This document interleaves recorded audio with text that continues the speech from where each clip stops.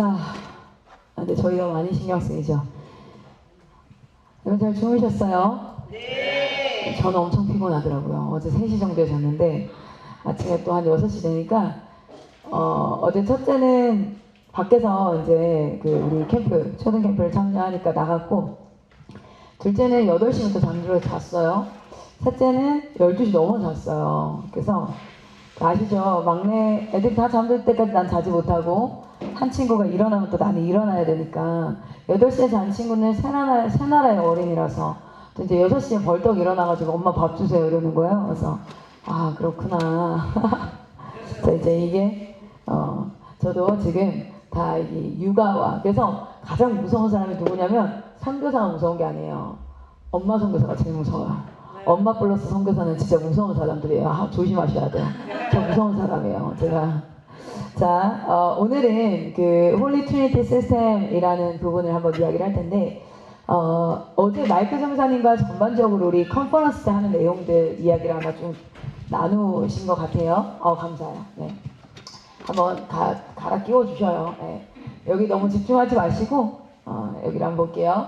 자, 그러면 지금 우리가 기독교 교육 운동을 지금 사실은 하고 있습니다. 저희는 기독교 교육 운동을 하고 있는데, 실제 어떤 세대냐면 누가 우리가 이 교육을 해야 하고 이 교육을 받아야 되는가 라고 생각했을 때 1차적으로는 당연히 다음 세대죠. 그리고 사실은 청년 세대도 굉장히 중요하고요. 그리고 나면은 부모님들, 제가 부모가 되어 보니까 실제 부모로서 하나도 준비되지 않고 아이를 낳았구나, 내가 엄마가 됐구나 라는 것을 확인할 수밖에 없었던 건, 여기 이제 아버님이시죠. 싱글은 아니시잖아요. 그렇죠? 아버님이시죠? 싱글이세요? 저희는 자녀가 없어요. 아 그래요? 네. 아 그렇구나. 결혼은 하셨는데 네. 그러면 예화가 좀 안 되는데, 아빠여야 되는데, 그러면은 보면 아무도 없어요. 어제 오셨던 분들이 좀 힘들었나 봐요. 아침에는. 실제 저희 남편은 아기가 기저귀를 몇 살에 떼는지도 모르고 아빠가 됐어요. 근데 다 그렇지 않나요? 지금도 물어봐도 모를걸요? 기억이 가물가물하다 이럴 텐데, 어떻게 훈육을 해야 되고 아이들의 발달 단계는 어떻게 이렇게 되는지 이런 것들을 하나도 모르고, 아기를 낳고 그때서부터 부랴부랴 먼저 키워보신 분들의 조언을 받고, 지금은 육아 카페라든지 또는 책이라든지, 뭐냐면 많은 사람들이 옳다라고 얘기하는 그것이 정답인 줄 알고 키워요. 그런데 사실은 그게 정답이면 좋겠는데 또 그게 정답이 아닌 경우들이 굉장히 많아요. 근데 여러분, 모든 일들은 내가 잘못을 하면 내가 책임을 지면 돼요. 그렇죠? 내가 한 결정에 제가 책임을 져요. 근데 중요한 건 맙소사. 괜찮죠? 그냥 왔다 갔다 해도 여러분의 집중력 테스트라고 생각할게요. 엄마 강의할 건데 복도로 나가서 놀아? 거기 있어. 그런데 안 돼요. 엄마가 집중이 안 돼. 욕할 건데. 엄마가 집중이 안 돼. 근데 막 일어나고 엄마 지금 항생제를 먹어야 되거든요. 그걸 피해서 아마 여기 왔어요. 그래서 정말 돌아가는 게 너무 힘들 거예요. 네. 제 아빠가 약통을 들고 방금 복도에서 저를 만났는데 텔레비가 사라졌다고. 자, 그래서 아이들 발달 단계에 따라서 이렇게 하는데, 어떤 일이든지 간에 사실 웬만하면 내가 결정한 거 내가 책임져요. 저희 남편은 하늘로부터 키를 재면 커요. 키가 굉장히 크시거든요. 근데 하늘로부터 키를 재야 돼. 근데 그러니까 그 유전자가 아이들에게 전달이 되겠죠. 근데 실제로 엄마 아빠가 작은데도 아이들이 잘 먹으면 커요. 그러면은 저희 아들이 이제 잘 먹냐? 첫째가 먹는 걸, 마이크 선생님 어디 놀러 갔다가, 사역 갔다가 치킨 같은 걸 사오실 때가 있어요. 그러면은 한두 마리 사올 수가 없어요. 여기 복도에 애들만 해도 20명 가까이 되니까. 그러면은 누가 이제 물어봐, 뭐 좀 사드린다면은 저희 애가 20명이에요. 그러면은 또 그렇게 사주시는 분들이 있어서 막 치킨을 8마리씩 막 이렇게 들고 들어올 때가 있어요. 4마리, 8마리씩. 그 목대에 탁 놓고 얘들아 치킨 먹어 이러면은 동네 애들 다 나오는 거죠. 우리 선교사님 자녀들 다 나와. 근데 그 와중에 유유자적하게 저희 아들은 안 먹고 이렇게 집으로 와요. 그러면 헬스나 치킨 먹어야지. 그러면 전 안 먹어도 돼요. 먹는 걸 즐겨 하지 않아요. 근데 그것도 지 선택이지 뭐. 지가 13살 전까지 많이 먹어놔야 유전자의 힘을 뚫고 키가 클 텐데. 근데 지가 안 먹는 거예요. 아무리 어려도 자기가 한 결정에 책임을 자기 인생이 지게 돼 있어요. 양치질 하면은 안 하면 안 된다는 걸 몰랐든 알았든 안 하면 그 결과가 자기의 인생으로 오게 돼 있어요. 그런데 굉장히 특이한 영역이 하나 있어요. 그건 뭐냐면 교육은 내가 잘못했는데 내가 책임지지 않고 교육받았던 내 자녀나 학생들의 인생으로 책임지게 돼 있어요. 여러분이 실수를 했어요. 나는 그거 몰랐는데 애한테 그렇게 해줬더니 그 결과는 누가 책임져야 돼요? 아이가 인생으로 책임져야 돼요. 그래서 부모라는 자리와 교사라는 자리는 사람을 살릴 수도 있고 죽일 수도 있는 굉장히 특수한 영역에 있어요.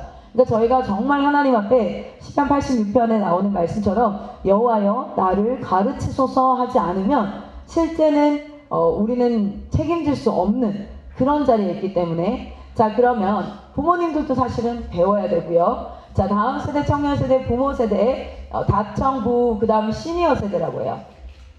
우리가 어느 세대든지 시니어 목회자 세대 그리고 지금은 교사라고 하지 않고 저희는 선교사라고 이야기하고 있습니다. 선교사적 정체성을 가지고 어디에 있든지 간에 그 사람이 선교사예요. 선교사 세대. 그리고 실제 경제 활동을 하는 비즈니스 as a mission. 예전에는 비즈니스 for a mission이었어요. 선교를 위해서 돈 번다. 비즈니스 for mission이었는데 지금은 패러다임이 바뀌었죠. 비즈니스 as a mission. 비즈니스가 equal mission. 선교다. Life as a mission. 삶이 곧 life as a worship. 예배다. 뭐 이렇게 하는 거예요. Study as a worship. study가 공부가 예배다. 이렇게 되어지고 있죠. 자, 그건 단순히 예배드리는 영적인 행위만이 우리가 선교거나 예배가 아니라 우리의 일상 모두가 그렇게 된다라고 패러다임이 한번 전환이 일어났어요. 자, 그러면 이 전 세대에게 우리는 무엇을 가르쳐야 하는가가 관건이겠죠. 기독교 교육이라면. 그러면 저희가 여러 시스템이 있어요. 고비 캠프도 있고 한다살 캠프도 있고 여러 시스템이 있는데 저희는 이 세대들, 전 세대를 대상으로 무엇을, 오늘 여러분과 이야기 나눌 게 뭐냐면 무엇을 전수하고 가르쳐야 하는가. 이 부분에 대해서 이제 이야기를 한번 나눠보도록 하겠습니다. 여러분 좀 졸릴 것 같지 않아요? 제가 지금 컨디션이, 지금 커피를 한잔 해야 되는데 아침에 일어나자마자부터 회의가 계속 있어가지고 라고 얘기하면 누군가가 커피를 타다 주겠지라는 생각을 하면서 저 뒤를 한번 쳐다봅니다. 그래서 믹스커피면 너무 좋겠어요.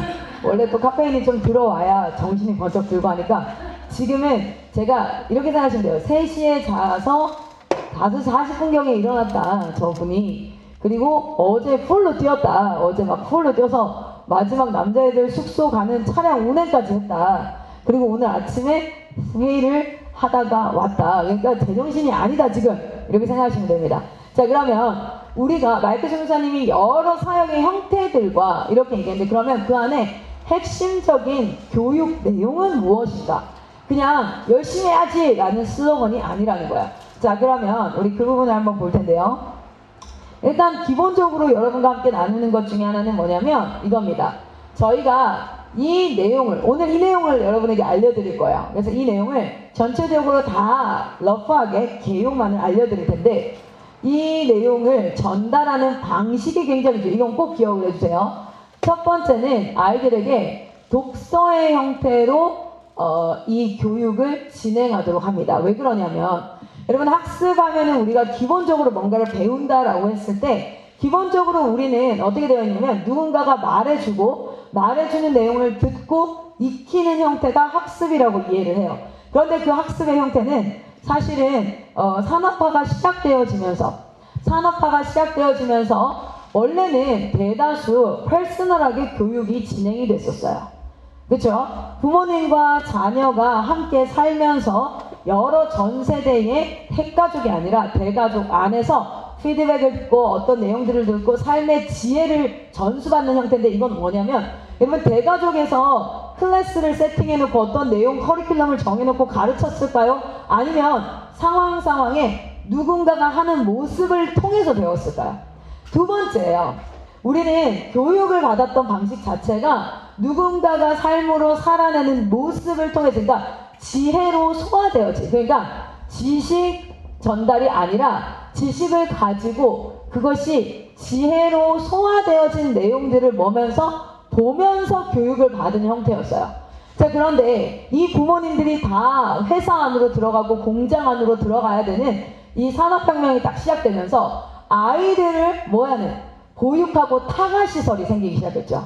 그러면서 얘네들을 모아놓고 노는 게 아니라 어차피 얘네들이 새로운 시스템에 일을 하는 일꾼이 돼야 되면 가르쳐야 될 게 있는데 그 내용을 일대 다수로 좀 가르치는 형태로 하자 하면서 나온 게 뭐예요? 스쿨링이에요. 그래서 그 전까지는 거의 1대1 지식을 전달하는 것도 이제 대다수 보면은 뭡니까? 우리나라도 보면은 서당 개념이 있어서 훈장님이 있어요. 그분이 기록되어진 책을 우리가 외우고 읽고 나서 그거에 대해서 질문을 해요. 그러면 그 질문을 자기가 읽고 외웠던 내용을 기반으로 답변을 하는 형태로 질의응답 형태로 학습이 진행됐어요.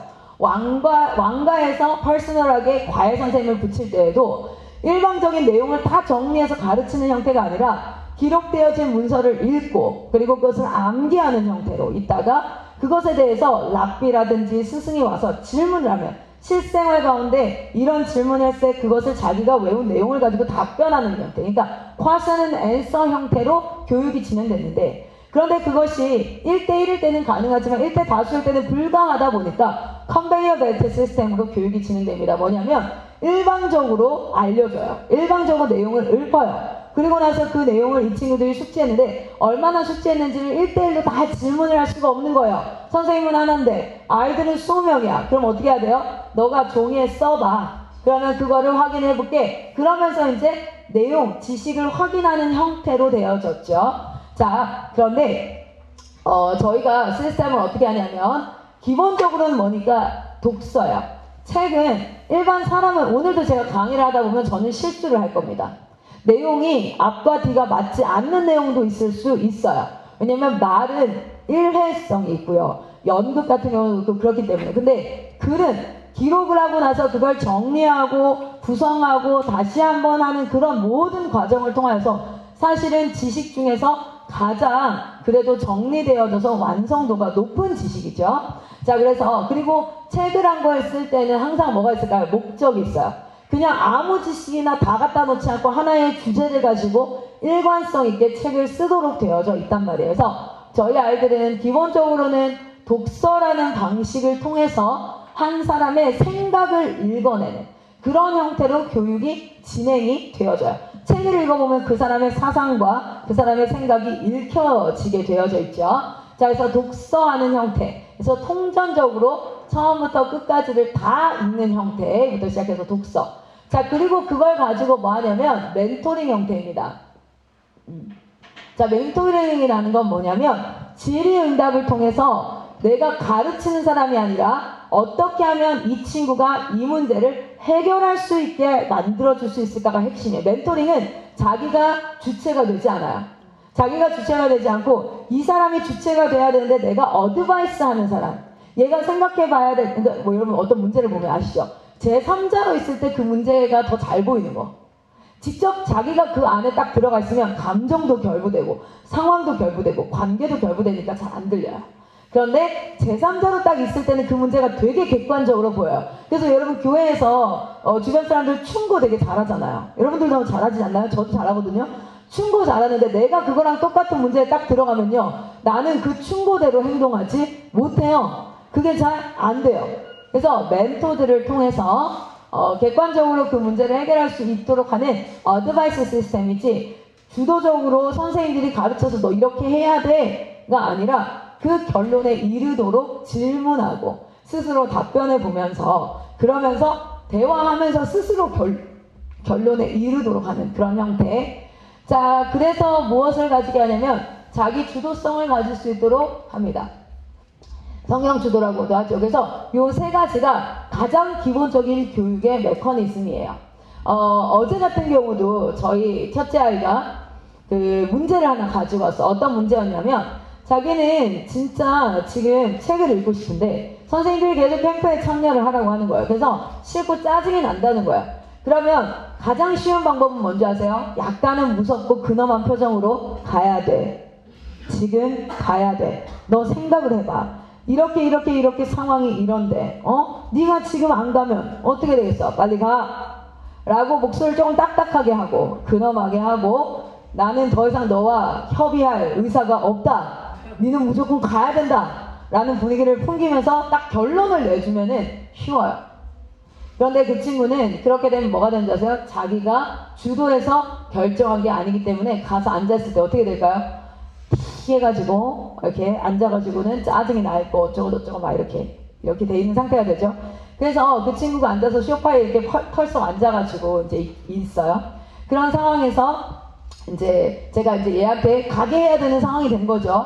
그러면 이때에 제가 취하는 방식이 너 가야 돼 딱딱한 목소리가 아니라 질문을 시작하는 거야. 오늘 너네 담당 선생님은 누구야? 라고 물어봤어. 너네 디렉터 송미쌤이 누구야? 그러니까 송미쌤이 왔대요. 그래서 광주에 송미쌤 왔구나. 야, 송미쌤이 여기까지 오는데 뭐 얼마나 걸렸지? 그러니까 글쎄요 뭐 이렇게 얘기를 하면서 그러면서 송미쌤이 어떤 마음으로 여기 왔는지 이런 것들을 얘 입에서 제 질문 때문에 답변을 할 수밖에 없게끔 이렇게 그러면서 상황을 넣어주기도 하고요. 이렇게 하다가 결론은 오늘 다 길게는 뭐 그 상황을 다 얘기할 수는 없지만 결론은 이 애 안에서 가야 된다는 걸 자기 입으로 말을 할 수밖에 없었어요. 그런데 가기가 싫은 거죠. 그땐 제가 공감했어요. 엄마도 그럴 때가 있어. 아 진짜 예배드리러 설교하러 올라가기 싫을 때가 있어. 그러니까 충격받았어요. 엄마도 설교하기 싫을 때가 있다. 충격받은 거죠. 그래서 제가 공감해줬어요. 공감해주고 그런데 그럼에도 불구하고 내가 가야 될 자리라서 엄마는 한 번도 그 자리에 안 간 적이 없어. 지금도 엄마는 갈 거야. 지금 엄마 회의하러 가야 돼. 그래서 혜승아 너랑 얘기하면 너무 재밌었어. 넌 어떻게 할 거야? 라고 얘기했더니 가야죠. 송미쌤이 그렇게 왔는데 가야죠. 이러면서 턱 가길래 뒤에서 일로 와봐. 1분이면 돼. 1분이면 해가지고 집에 팽이팽이 아이스크림 요만한 게 하나 있어요. 쬐깐한 거. 그거를 탁 주면서 얼른 먹고 가. 그랬더니 막 신나가지고 이제 가는 거예요. 그렇게 되면 엄마 사실은 그 얘기를 하는데 5분 정도 걸렸어요. 그런데 제가 이 친구가 딱 이렇게 나왔을 때 바로 보내면 짧게 걸릴 거라고 생각하는데 나중에는 이 친구를 보내는데 굉장히 오래 걸릴 거예요. 근데 어렸을 때 5분, 10분, 때로는 그게 1시간 가기도 해요. 그런데 그때 시간을 들여야 나중에 이 친구가 스스로 생각할 힘을 가지고 문제가 왔을 때 성령님과 기도하면서 이걸 해갈 수 있는데 그렇지 않으면 나중에는 보내기가 힘들어져요. 얘가 황소가 되거든요. 보내기가 훨씬 힘들어져요. 자, 그래서 저희가 기본 시스템이 뭐라고요? 그래서 저희 아들이랑 얘기를 할 때는 어떤 책의 내용을 많이 봐요. 많이 얘기해요. 요즘에 좋은 책들이 많이 나오죠. 그리고 저희가 트리플스쿨 좀 이따가 어떤 책을 가르치는지 알려드릴 거예요. 그러면 제가 독이 든 잔을 마신 왕에 나오는 얘기를 보면 그 왕자도 진짜 그 잔 마시기 싫었는데 이런 상황에서는 어땠을까? 이러면 이제 이 친구가 막 답변을 해요.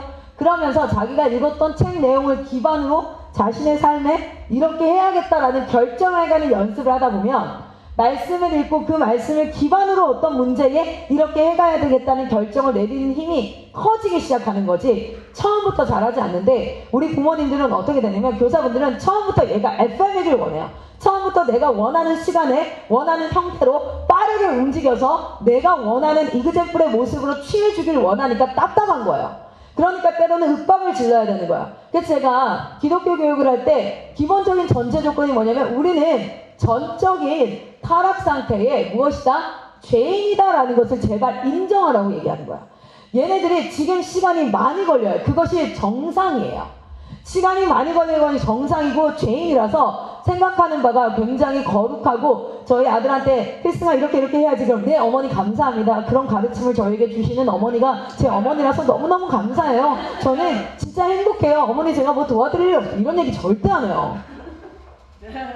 그냥 이렇게 지내다 엄마 싫어! 이 새끼야!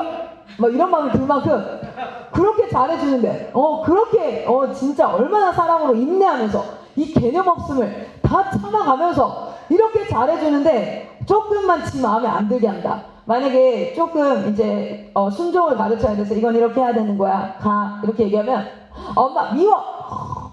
이거 장난하는 누가 너 새끼야. 뭐 이런 마음이 들 만큼. 그런데 우리는 모두가 죄인이고 우리 아이들도 죄인이고 시간이 오래 걸린다고 생각하세요. 여러분 이렇게 얘기하세요. 한 번 말하면 안 들어요. 엄마가 이상한 거야. 애가 한 번 말하면 들어요. 듣는 애가 이상한 애예요. 아시겠어요? 네. 듣는 애가 이상한 거예요. 그렇게 찍고 가세요. 우리 애는 100번 말해야 돼. 딱 이렇게 생각을 하세요. 아니면 우리 애는 1000번 조금 나난 애가 있어요. 저도 첫째는 좀 말을 잘 듣더라고요. 둘째는 방금도 보셨죠? 둘째는 일단 자기 주장이 굉장히 강해요. 그래서 저는 이렇게 생각해요. 이 친구는 뭐래도 할 놈이다. 주장이 강한 놈이니까 뭐래도 할 놈이야. 잘만 키워주면. 그래서 좀 나난 애는 이렇게 생각해요. 우리 애는 1000번 얘기해야지 들어. 여러분 1000번 얘기해야지 들어. 이렇게 시작하세요. 왜 너는 엄마가 몇 번 얘기했어? 몇 번 안 했어요. 한 10번밖에 안 했다고. 기본이 100번이에요. 아시겠어요? 기본 100번 얘기해야 된다. 저 여기 IN 국제학교 아이들, 여기 위니션 아이들도 제가 얘기해요. 100번 얘기해야 돼요. 말 잘 듣는 애들이. 이게 좀 마음밭이 좋은 애들이 100번 얘기해야 들어요. 자, 그러면 아닌 애들은 어떨까요? 1000번 얘기해야 돼. 딱 그렇게 시작을 하세요. 야, 내가 너한테 몇 번 얘기했어? 10번도 안 했어. 10번도 안 했으니까 아직 90번 남았어. 내가 더 얘기해야 돼. 그런 마음을 가질 때에 여러분 마음 편해져요. 그리고 아니 3번밖에 말 안 했는데 우리가 얘기를 들어. 천재야 천재. 하나님의 은혜야. 할렐루야. 야 30번밖에 얘기 안 했는데 네가 어떤 습관 하나 고치는데 1년 걸려요. 저희 둘째 아들이 화가 나면 소리를 지르고 물었어요. 그런 아이들 있어요. 엄마들은요 그러면요 몇 번 얘기를 해요. 물지 마. 물지 마. 어머 죄송해요. 물지 마. 그러면서 한 달 지나잖아요. 그러면은 화가 나기 시작하고 우리 애가 왜 이렇죠? 제가 잘못 키웠나요? 무슨 일이죠? 이러면서 너 엄마 몇 번 얘기했어? 물지 말라니까. 한 달밖에 안 걸렸고 그리고 몇 번 얘기 안 했어요. 이렇게 생각해요. 습관 하나 고치는데 2년 걸린다. 이제 어떤 현상이 딱 하나 나타나잖아요. 그러면 이거가 올바르게 돌아오는데 2년 걸려. 그런데 1년 만에 고쳐졌어요? 할렐루야 외치면서 칭찬하세요. 그럼 아이들이 어떠냐면 변할 수 있어? 내가 어떤 것들을 고쳤을 때 칭찬받아. 그러면 아이들은 어떤 일이 있을 때 부모님의 말을 듣는 게 좀 더 빨라지기 시작해요.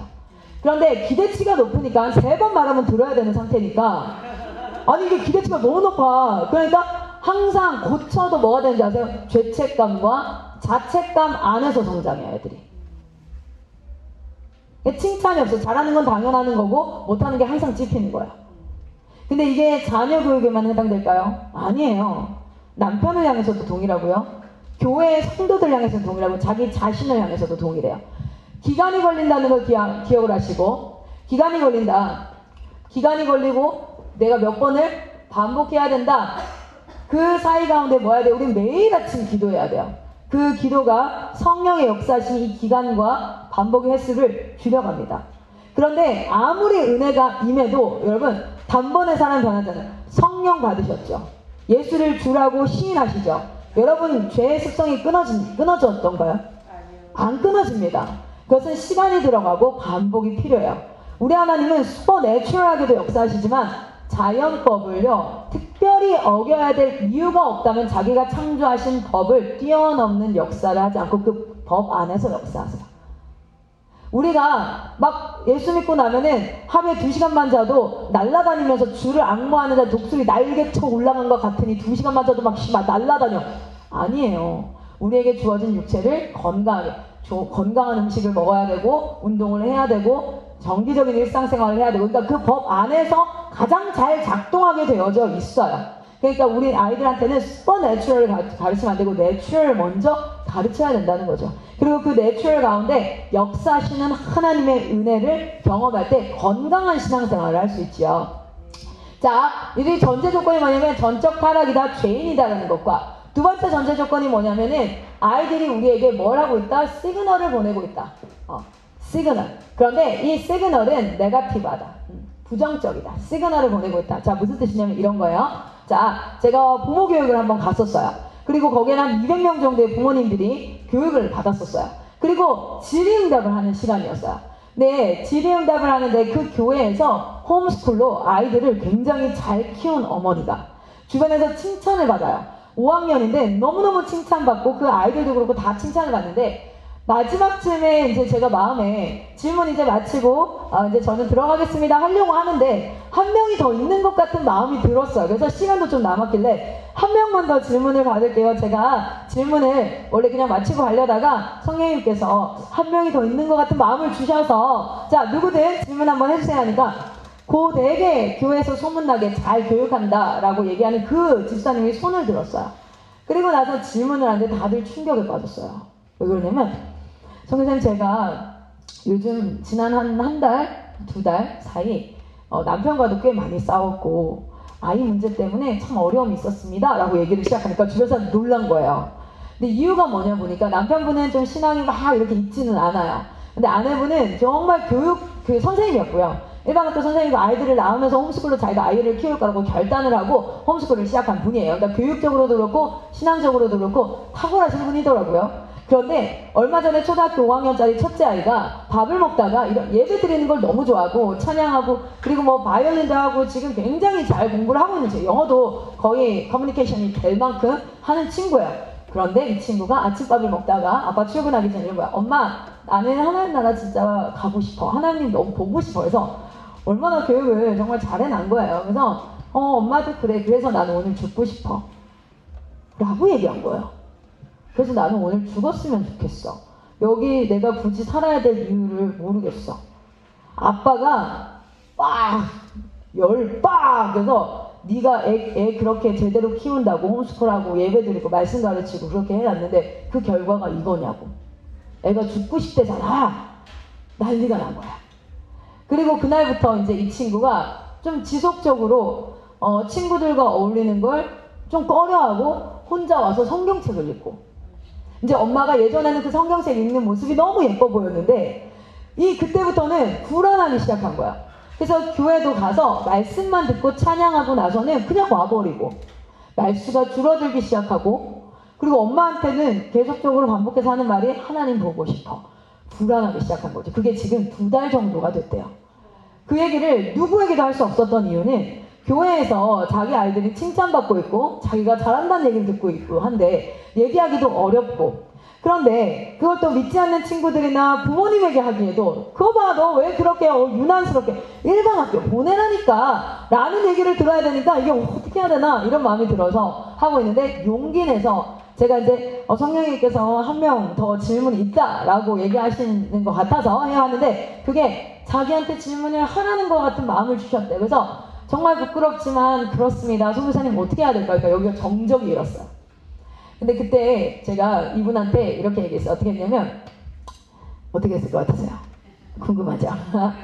근데 일단은 너무너무 수고해서 하나님의 창조사역에 동참하신 어머니 앞에 박수 쳐달라고 일단은 박수를 쳤어요. 여러분 제가 제 강의를 많이 들어보신 분들은 아실 거고 아는 분들에서 간략하게 얘기하면 하나님이 대표적으로 하신 사역이 2가지 사역이 있어요. 하나는 창조 사역이고 하나는 구원 사역이에요. 하나님이 하신 사역이죠. 자 그런데 하나님이 창조하신 사역을 잘 보면 그리고 구원 사역을 보면 하나님이 일하시는 방식이 보여요. 하나님의 섭리. 하나님은 어떻게 일하시냐면 처음에 창조하실 때 어떻게 했어요? 진흙을 이겨서 인간의 형상을 하나님의 형상대로 만드시고 그 코에 생기를 불어넣어서 인간을 창조하셨어요. 그게 창조 사역이었어요. 여러분 오늘날 옆에 있는 사람 하나님이 창조하신 거 맞나요? 아멘이시죠? 여기서 아멘하지 않는 사람은 이 자리에서 나가셔야 돼요. 이 강의를 듣고 있기가 힘들 거예요. 마음이 너무 어려울 거예요. 쟤들 다 아멘이죠. 근데 이분을 옆에 있는 이분을 창조하실 때 저기 계룡산 어딘가에 올라가서 진흙을 이겨가지고 형상을 만들고 콧구멍에다가 생기를 불어넣어서 무화과나무 이파리 달고 내려오셨나요? 그런 사람 있으면 손 들어보세요. 오늘날 하나님이 그렇게 창조하지 않으세요. 그리고 하나님이 처음 창조했을 때 아담은요 응애응애 애기의 모습이었나요? 아니면 온전한 사람의 형태였나요? 그렇다고 애기가 온전한 사람이 아니라는 게 아니라 성인의 모습이었나요? 아니면 애기의 모습이었나요? 성인의 모습이었어요. 그렇죠? 그때의 창조와 조금 다른 것처럼 여겨지지 않나요? 하나님이 일하시는 방식은 하나님이 하실 수 있는 파트를 정확하게 하나님이 하십니다. 그리고 하나님의 형상대로 지음받은 인간에게 그 일을 맡기셔요. 그건 왜 그러냐면 어떤 감정도 내가 참여하지 않고는 보람과 성취와 기쁨을 맛볼 수 없어요. 그렇기 때문에 하나님은 그 기쁨과 보람과 성취가 너무너무 아름다웠고 너무너무 좋았기 때문에 당신을 사랑하는 자와 나누셨어요. 내가 너와 함께 일하고 싶어. 그리고 내가 너를 창조할 때 너는 그 일을 충분히 할 수 있도록 지음 받았단다. 그리고 나는 너가 그 일을 할 수 있도록 너의 멘토가 될 거야. 그래서 나와 함께 그 일을 이루어 보자. 우리는 충분히 할 수 있어. 나는 너의 하나님이란다. 자, 그렇게 우리에게 맡기셨어요. 그래서 오늘날 창조를 어떻게 하신지 아세요? 하나님이 할 수 있는 생명의 잉태까지를 하나님이 하세요. 근데 이거 창조사역의 완성 아니에요. 완성은 뭐예요? 성인의 모습이었어요. 온전한 모습이었어요. 여러분 정자와 난자가 있다고 해서 다 임신해요? 아니에요. 하나님이 생명을 허락하셔야지만 임신할 수 있어요. 자, 그러면 이 창조사역을 맡기시고, 그런데 오늘날 이 창조사역을 맡기시고 그 다음부터 뱃속에서 임신 9개월과 그리고 육아, 오늘날에는 지금 20년 정도로 생각하지만 사실 육아는 13년 정도로 충분합니다. 그리고 이제 그 다음부터는 뭐 해야 돼요? 정말 성인으로서의 레드를 해가는 과정이죠. 이 모든 과정을 누구에게 맡기셨어요? 우리에게 맡기셨어요. 그래서 제가 어머니한테 얘기한 거예요. 어머니, 하나님의 창조사역에 멋지게 동참된 거 너무너무 잘하셨어요 라고 칭찬의 박수를 친 거예요. 자, 그런데 하나님께서 하신 일 중에 구속사역, 십자가에서 대속하시고 그리고 우리에게 의로움을 선물하는 건 그 누구도 할 수 없어요. 누구만 할 수 있죠? 예수 그리스도 하나님만 하실 수 있어요. 그런데 이 사역, 이것이 우리에게 적용되어지는 하나님은 어디 안으로 오셨습니까? 시간과 공간 안으로 오셨어요. 그래서 예수님이 2000년 전 그 공간에서만 있었기 때문에 예수를 만날 수 있어요? 없어요? 없었어요. 그래서 시간과 공간을 뛰어넘는 방법을 뭘로 선택하냐면 제자들을 통해서 하나하나 맨투맨으로 전하도록 하셨어요. 그래서 그 복음이 내게로 적용되어질 수 있도록 전하는 일. 그래서 이것을 하나님과 우리의 합작품. 그런데 하나님이 다 이루어 놓은 것이기 때문에 우리가 잘하나 못하나가 중요하지 않아요. 하나님이 완성하셨어요. 그런데 그 일에 하나님이 우리를 껴주시는 거죠. 하나님이 껴주시는 거예요. 제가 예전에 설교할 때 이런 생각이 들었거든요. 우리 다음 세대 설교를 하면요, 가슴이 답답해질 때가 있어요. 애들이 듣고 있는가? 눈을 다 뜨고 내 앞에 앉아있지만 그들은 다 안 들으면다로 떠나 있을 때가 있거든요. 그래서 제가 이런 생각을 했어요. 아니, 아무리 말빨 좋은 사람이 와도 내가 설교하는 것보다, 아니, 예수님이 직접 딱 오셔서, 예수님이 아니면 성령님이 딱 오셔서 아무 말도 안 하고 천국 딱 보여주고 지옥 딱 보여주고 예수 믿을래 안 믿을래? 야, 중간에 밧줄 갖고 와. 야, 예수 믿을 사람 이쪽, 안 믿을 사람 이쪽 서. 그리고 오늘 직행이야. 알겠어? 여러분, 끝이에요. 뭐 굳이 막 설교를 구구절절 예화를 들어가며 내가 어쨌고 야 인마 일어나 깨워가며 아니 그냥 주님이 하시면 끝이에요. 가장 간단하고 가장 심플한 그 일을 하나님이 굳이 우리에게 전도에 미련한 방법으로 우리를 택하시고 그 십자가에 그것을 전하게 하시면 하나님의 일하시는 방식이 그러세요. 하나님은 그 일을 통해서 우리에게 영혼이 살아나는 기쁨을 경험케 하시고 하나님의 사람들이 일어나는 것을 경험케 하시고, 여러분, 제가 대학생 때도 엄마를 너무너무 사랑했어요.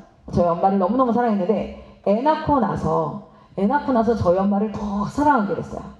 여러분, 그 자리에 가보면 그 사람을 더 잘 알게 되어져요. 가장 잘 알게 돼요. 제가 열이 40도 펄펄 끓는데 이유식을 끓이고 있더라니까요. 그래서 엄마가 아침에 제가 늦잠을 자고 싶을 때 일어나서 새벽같이 일어나서 된장찌개 끓여가지고 밥 먹어! 이러면은 좀만 더 잘게 라고 했을 때 엄마가 어떤 마음으로 밥을 한 거지? 이런 마음. 그래서 제가 애 낳고 나서는 집에 가잖아요. 그러면 엄마가 밥 먹으라고 그러면은 총알같이 일어나서 가서 밥 먹어요. 엄마가 시키는 거 다 해요. 엄마가 뭐 이렇게 하면은 바로 그렇게 싫어 이런 얘기 절대 못 하겠어요. 왜냐면 엄마를 더 알아가니까. 여러분, 하나님을 알아야 하나님을 사랑할 수 있어요. 우리는 그냥 가만히 두면 하나님을 사랑할 수 없어요. 그래서 하나님이 어느 자리에 넣냐면 하나님 자리에 우리를 넣어버려요. 하나님이 사역하시는 그 자리. 여러분, 육아를 하다 보면 하나님이 깊이 깨달아지지 않습니까? 그 똥강아지 새끼 모습이 내 모습이잖아요. 약간 더럽게 안 들어요 진짜. 그리고 한치 앞을 못 봐. 야, 네가 여기서 이렇게 하면 더 큰 걸 얻을 수 있어. 한 치약을 못 보고 뒤뜯고 싸우고 울고 막 오만 난리를 떨 때 야 임마 이렇게 얘기하다가도 순간 아휴 내가 주여 막 이렇게 되는 게 그 자리에 들어가면 그래서 저희 아이들을 사역의 자리에 넣어요. 열심히 교리를 배우고 말씀을 배우고 어떤 부모님 이래요. 애들을 배워야 되는데 왜 애들을 일을 시키냐고. 애들이 배워야 되는데 왜 일을 시키냐고. 참 이렇게 부모님은 다 이기적이거든요. 저도 부모라서 이기적이에요. 제가 어제도 초등학교에서 사진이 올라오는데 다른 애들은 안 봐. 내 새끼만 찾아. 필승이가 어디 있지? 이렇게 딱 보고 동영상도 다 안 봐요. 솔직히 찾는 거야. 내 아들을 찾아요. 이렇게 이기적이에요. 근데 똑똑하게 이기적이어야 돼요. 똑똑하게. 뭐냐면 애들을 수업 시간에 계속 앉혀놓고 공부만 시키고 말씀만 가르치잖아요. 얘네들은 머리만 큰 외계인이래요. 머리가 너무 커서 뭐예요? 자빠져요. 현장에 들어가서 마음과 손발이 커야 되거든요. 그래서 저도 알아요. 여기 건물 청소하는데 아줌마 250만 원에 2명 쓰면 돼요. 저도 알아요. 또는 250까지 안 줘도 돼요. 사실은 180만 줘도 쓸 수 있어요. 그런데 굳이 애들 청소시켜요. 굳이 설거지 시켜요. 굳이 빨래 시켜요. 왜요? 왜 그럴까요? 이미 답변 다 아시겠죠? 자, 그래서 요런 과정 가운데 있는데 그 엄마한테 수고하셨어요. 지금 그 사역에 충분히 동참되고 계시고 너무 열심히 하고 계세요. 그런데 이 완성된 온전한 사람의 모습은 어디에 나타나요? 성경에 나타나기 때문에 성경을 열심히 가르치면 너무 잘했어요. 근데 어머니 아셔야 돼요. 아이는 지금 어머니한테 신호를 보내고 있는 거야. 어떤 신호를 보내고 있는 걸까요, 여러분? 걔가 진짜 살기 싫은 걸까요? 어떤 신호를 보내고 있는 걸까요? 엄마, 나는 복음을 충분히 알았어. 나는 하나님 나라를 충분히 알았어. 그런데 내가 그럼에도 불구하고 왜 내가 이 땅 가운데 살아야 되는지에 대한 하나님의 소명을 발견할 때야. 내가 이 땅 가운데 살아 있어야 되는 하나님의 목적과 뜻. 그러니까 내가 예수 그리스도의 구원과 하나님의 나라에 대해서 이제 알았는데 그런 내가 하나님 나라로 바로 가지 않고 이 땅 가운데 굳이 내가 살아야 돼. 그 이유를 나는 배워야 될 때예요. 알고 싶어요. 라고 시그널을 보내는데 얘가 진짜 그렇게 얘기를 하나요? 그렇게 얘기 안 하고 어떻게 해요? 엄마 나는 죽고 싶다. 얘는 그래도 예쁘게 말한 거예요. 자, 제가 다시 한번 이 얘기를 좀 더 쉽게 얘기를 해볼게요. 자, 봅시다. 저희 첫째 아이가 이제 레고를 열심히, 초등학교 이게 1학년인데 레고를 열심히 만들고 있었어요. 근데 저는 너무 바쁘죠. 왜냐면 8살짜리, 5살짜리, 2살짜리를 키우니까 2살짜리는 분유도 먹어요. 지금은 3살인데 분유를 먹어요. 그럼 젖병 씻어야 되죠. 새 남자아이들을 샤워를 시켜야 돼요. 저녁 시간이 얼마나 바빠요. 밥 먹여야 되죠. 그리고 나서 이불 다 깔아가지고 애들 다 이렇게 해가지고 다 눕혀가지고 재워야 되죠. 너무 바쁜 거예요. 그래서 이제 사역 다 끝나고 들어왔는데 첫째 아이는 레고를 만들고 있고 둘째 아이, 셋째 아이가 이제 잘 놀고 있길래 빨리 가서 나는 젖병을 빨리 씻어야 돼. 그래야지 이걸 해야 되니까 젖병을 막 씻었어요. 근데 젖병을 씻으려고 하니까 싱크대가 어때요? 싱크대에 막 밥 먹은 그릇이 있으니까 설거지부터 막 빨리 했어요. 근데 그 바쁜 와중에 이거 빨리 씻겨서 잘 놀고 있을 때 씻기고 나서 애들 하나씩 불러서 뭐 해야 돼요? 샤워 시켜야 돼요. 그것도 3마리나 샤워를 시켜야 돼요. 그러면 샤워 시키고 나면 뭐예요? 나와서 이걸 빨리 깔아가지고 이제 잘 준비시키고 수면탕에 들어가야 돼. 그러니까 막 젖병 막 씻고 있는데 첫째 애가 엄마 여기 레고 한번 보세요. 엄마 한 번 안 부르죠. 엄마 들어갈 때까지. 그래서 필승아 왜가 엄마 여기 레고를 만들었는데 여기는 근데 제가 또 안 보고 설거지하니까 엄마 또 봐야 돼 거기를. 그러면 이제 막 여기는 아빠 집이고 여기는 로켓이 발사하고 어쩌다 빠니까 엄마 알았어 그래서 막 이렇게 하는데 어느 순간부터 안 부르기 시작해요. 안 부르기 시작하고 나는 이제 수업이 다 끝났어요. 그럼 내 목적은 뭐야? 빨리 씻어야 되는데 잘 놀고 있는 둘째 셋째를 부르겠어요? 아니면은 얘부터 씻겨야겠어요? 얘부터 씻겨야지. 그래서 딱 가서 한필승 샤워하자. 그러니까 대답을 안 해요. 응? 어른이 부르는데 대답해야지 라는 생각이 들거든요. 근데 대답을 안 하고 필승아 샤워해야지 이제 옷 벗고 가자 장난감 그만 가지고 놀고 그랬더니 만들던 레고를 팍 던지는 거야. 얼마나 버릇이 없어요. 어른이 얘기하는데 레고를 던져. 그래서 한필승 너 지금 뭐야 일어나 라고 해야 되는 상황인 거죠. 엄마가 씻자고 할 때 씻어야 돼 안 씻어야 돼 매일 한 번씩 씻는 거 안 씻는 거야. 꼬집벌레 들어가 있고 너 더럽잖아 하면서 잔소리를 해야 되는 건데 잘 봐요. 얘가 물건을 던졌어요. 얘는 지금 어떤 신호를 보내고 있는 걸까요? 애들의 행동에는 신호가 있어요. 뭐냐면 우리는 nothing이에요. 아무것도 몰라요. 어떻게 행동하는 것이 하나님 앞에 옳은 것인지를 모르는 상태로 태어났다는 게 무슨 뜻이에요? 전적인 타락이라는 뜻이에요. 그래서 예레미야에서는 뭐라고 나옵니까? 너는 어려서부터 하나님의 말씀을 청종하지 않는 것, 듣지 않는 것이 너의 습관이라. 이렇게 나와요. 말씀 가운데. 그렇죠? 자, 그러면 아무것도 모르는 상태니까 태어나서부터 모든 만나는 상황마다 뭐 해야 될까요? 그리스도인은 어떻게 행동해야 되는지를 배워가야 되는 거야. 얘는 지금 나에게 신호를 보내고 있어요. 배우고 싶다는 신호. 근데 그 배우고 싶다는 신호가 아주 건강하게 보내고 있을까요? 아니면 굉장히 부정적으로 보낼까요? 죄인은 부정적으로 신호를 보내요. 죄인은 부정적으로 신호를 보내요. 자, 얘가 물건을 던지는 형태. 엄마가 말하는데 대답을 하지 않는 형태. 근데 그 본질적 신호를 보면 얘는 지금 어떤 신호를 보내고 있냐면 엄마 나 지금 속상해요. 누군가가 내 말을 내가 진짜 즐겁게 하던 거를 누군가에게 알려주고 싶어서 말을 걸었는데 그거를 잘 안 듣고 무시했을 때 내가 어떻게 행동해야 될지를 모르겠어요 라는 신호를 보내고 있는 거야. 그러면 그 신호에 대한 답변을 해야 되는데 우리는 다 어디서 하냐면 겉으로 나타난 행동에 대한 답변을 해요. 태도와 행동에 대한 답변. 너 그렇게 하면 돼 안 돼? 너 어른이 말하는데 대답 안 해? 엄마가 얘기하는데 대답 안 해? 물건 던져? 밥마다 씻는 거 몰라? 들어와! 그럼 얘는 지금 소통이 엄마랑 되는 걸까요? 안 되는 걸까요? 안 되는 거예요. 저 친구는 화가 나면 어떻게 하냐면 물건을 던져요. 물건을 던지고 소리를 질러요.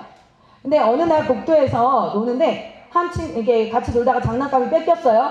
장난감이 뺏겼는데 이 친구 어떻게 하냐면 뺏겨자마자 그 친구 얼굴 확 이렇게 때렸어요. 자, 근데 또 어떤 친구는 어떤 상황이 딱 되면 어떻게 해요? 그냥 울어요. 장난감이 뺏기면 그냥 우는 애도 있어요. 그래서 한국에서는 어떤 애가 살아남기 쉽냐면 우는 애가 훨씬 나아요. 왜냐면 위로받거든요. 울면 일단. 근데 이런 애들은 살기가 되게 힘들어요. 아주 어렸을 때부터. 저기 들어오는 둘이가 5살 친구인데 저 빨간 친구는 우는 친구예요. 근데 검은 친구는 때리는 친구예요. 그러면 누가 더 살기가 힘든 줄 아세요? 검은 친구가 살기가 힘들어요. 왜냐면 일단 혼나고 시작하거든요. 행동에 있어서. 그런데 둘 다 사실은 행동은 달라요. 울었고 소리를 지르고 때렸지만 둘 다 어떤 신호를 보내고 있는 걸까요? 누군가가 내 물건을 뺏어갔을 때 나는 어떻게 해야 될지 모르겠어요. 라고 신호를 보내는 거예요. 그런데 우리는 그 신호를 그렇게 받아들이지 않고 어떻게 해요? 겉모양으로 나타나는 우는 행위 또는 물건을 던지는 행위, 때리는 행위에 반응을 하니까 소통이 됩니까? 안 됩니까? 안 되는 거예요. 그 소통 안 되면 언제 폭발하게 될까요? 아이가 내 의사를 말할 수 있는 나이가 되면 폭발이 되기 시작합니다. 그리고 자신의 감정을 어느 정도 표현해도 될 만한 힘이 생기는 나이, 그 나이가 언제냐면 13세 이후예요. 그때 사춘기가 그때 오는 게 아니라 그 전에 소통되지 않았음이 그때 드러날 수 있는 상황이 되는 거예요. 그래서 우리는 기본적으로 교육에서의 전제 조건은 전적인 타락의 상태 죄인이기 때문에 신호 자체가 굉장히 부정적이다라는 것을 인식하고, 그래서 우리는 항상 기뻐하라, 쉬지 말고 기도하라, 범사에 감사하라라는 상태로 교육을 하지 않으면 그러면 애들한테 실망하고요, 애들이 미워지고요, 애들이 싫어져요. 왜 저래 쟤는 왜 그런 거야? 그래서 애들 때문에 스트레스 받아서 너무너무 힘들어지는 거야. 그런데 걔들은 원래 그래요. 근데 그 모습이 내 모습이지요. 자, 이 두 가지 전제 조건을 가지고 이제 우리는 그러면 무엇을 가르쳐 가야 하는가라는 파트를 한번 가보도록 하겠습니다. 자, 기본적으로는 우리가 그 에베소서 4장 13절 말씀을 잠깐 보면요, 하나님을 믿는 것과 아는 일에 하나가 되어 온전한 사람을 이룬다. 그래서 우리가 얘기하는 온전한 사람의 기준은 누구예요? 예수 그리스도예요. 자, 근데 여기 앞에 굉장히 중요한 게 있어요. 하나님을 아는 것, 그리고 그 하나님을 믿는 것, 그리고 그 온전한 사람으로 살아가는 것. 우리는 이 세 가지를 가진 존재다. 그래서 우리는 뭐라고 얘기합니까? 이 세 가지를 가진 존재를 뭐라 그래요? 인격적 존재다. 여러분, 인격적으로 대해준다라는 것은 막 예쁘게 말해주고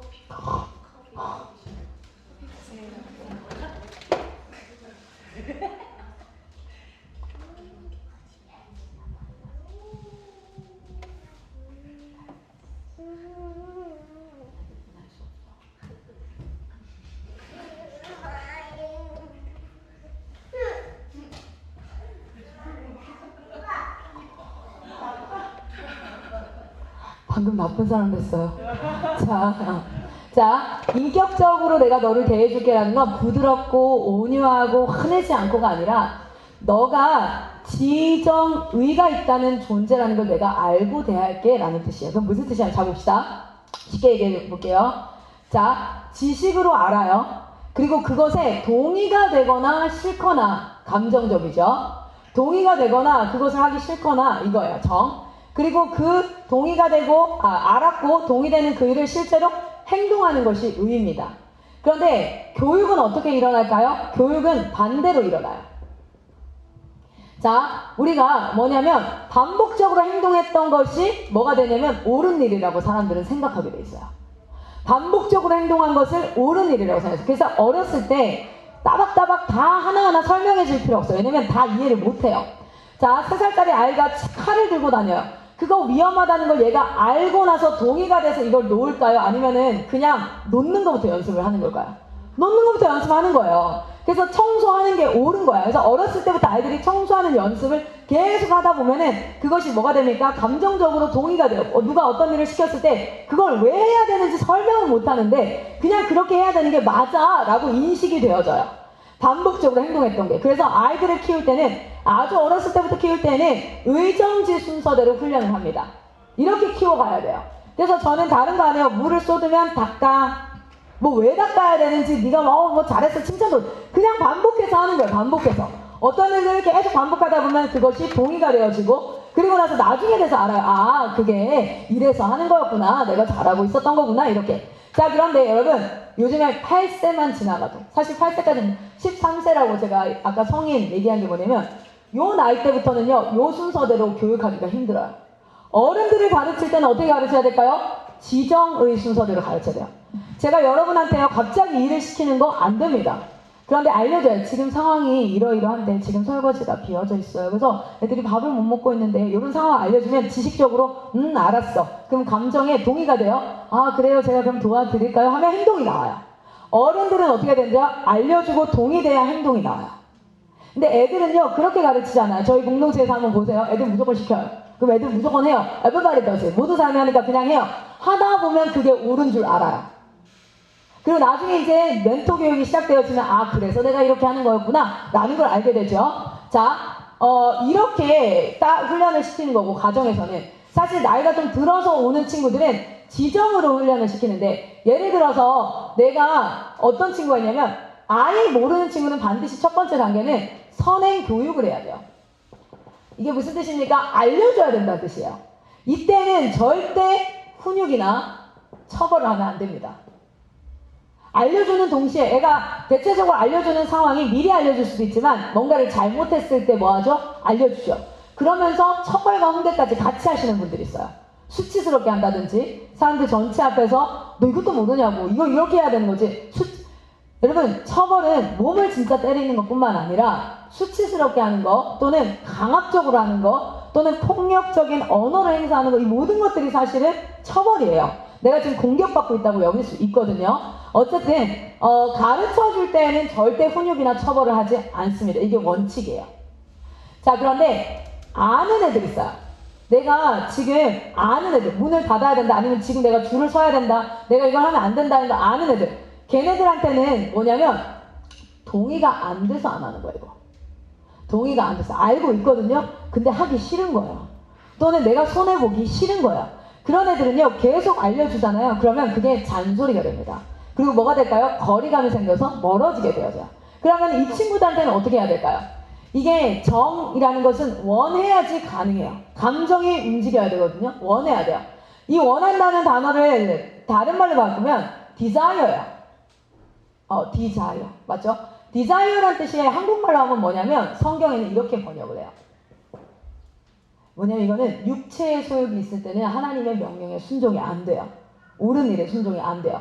그럼 이건 뭐가 될까요? 성령의 소욕으로 바꾸는 마음을 바꾸는 작업은 마음을 새롭게 함으로 변화를 받아 라는 것은 무엇으로 이루어질까요? 성령으로 말미암는 거예요.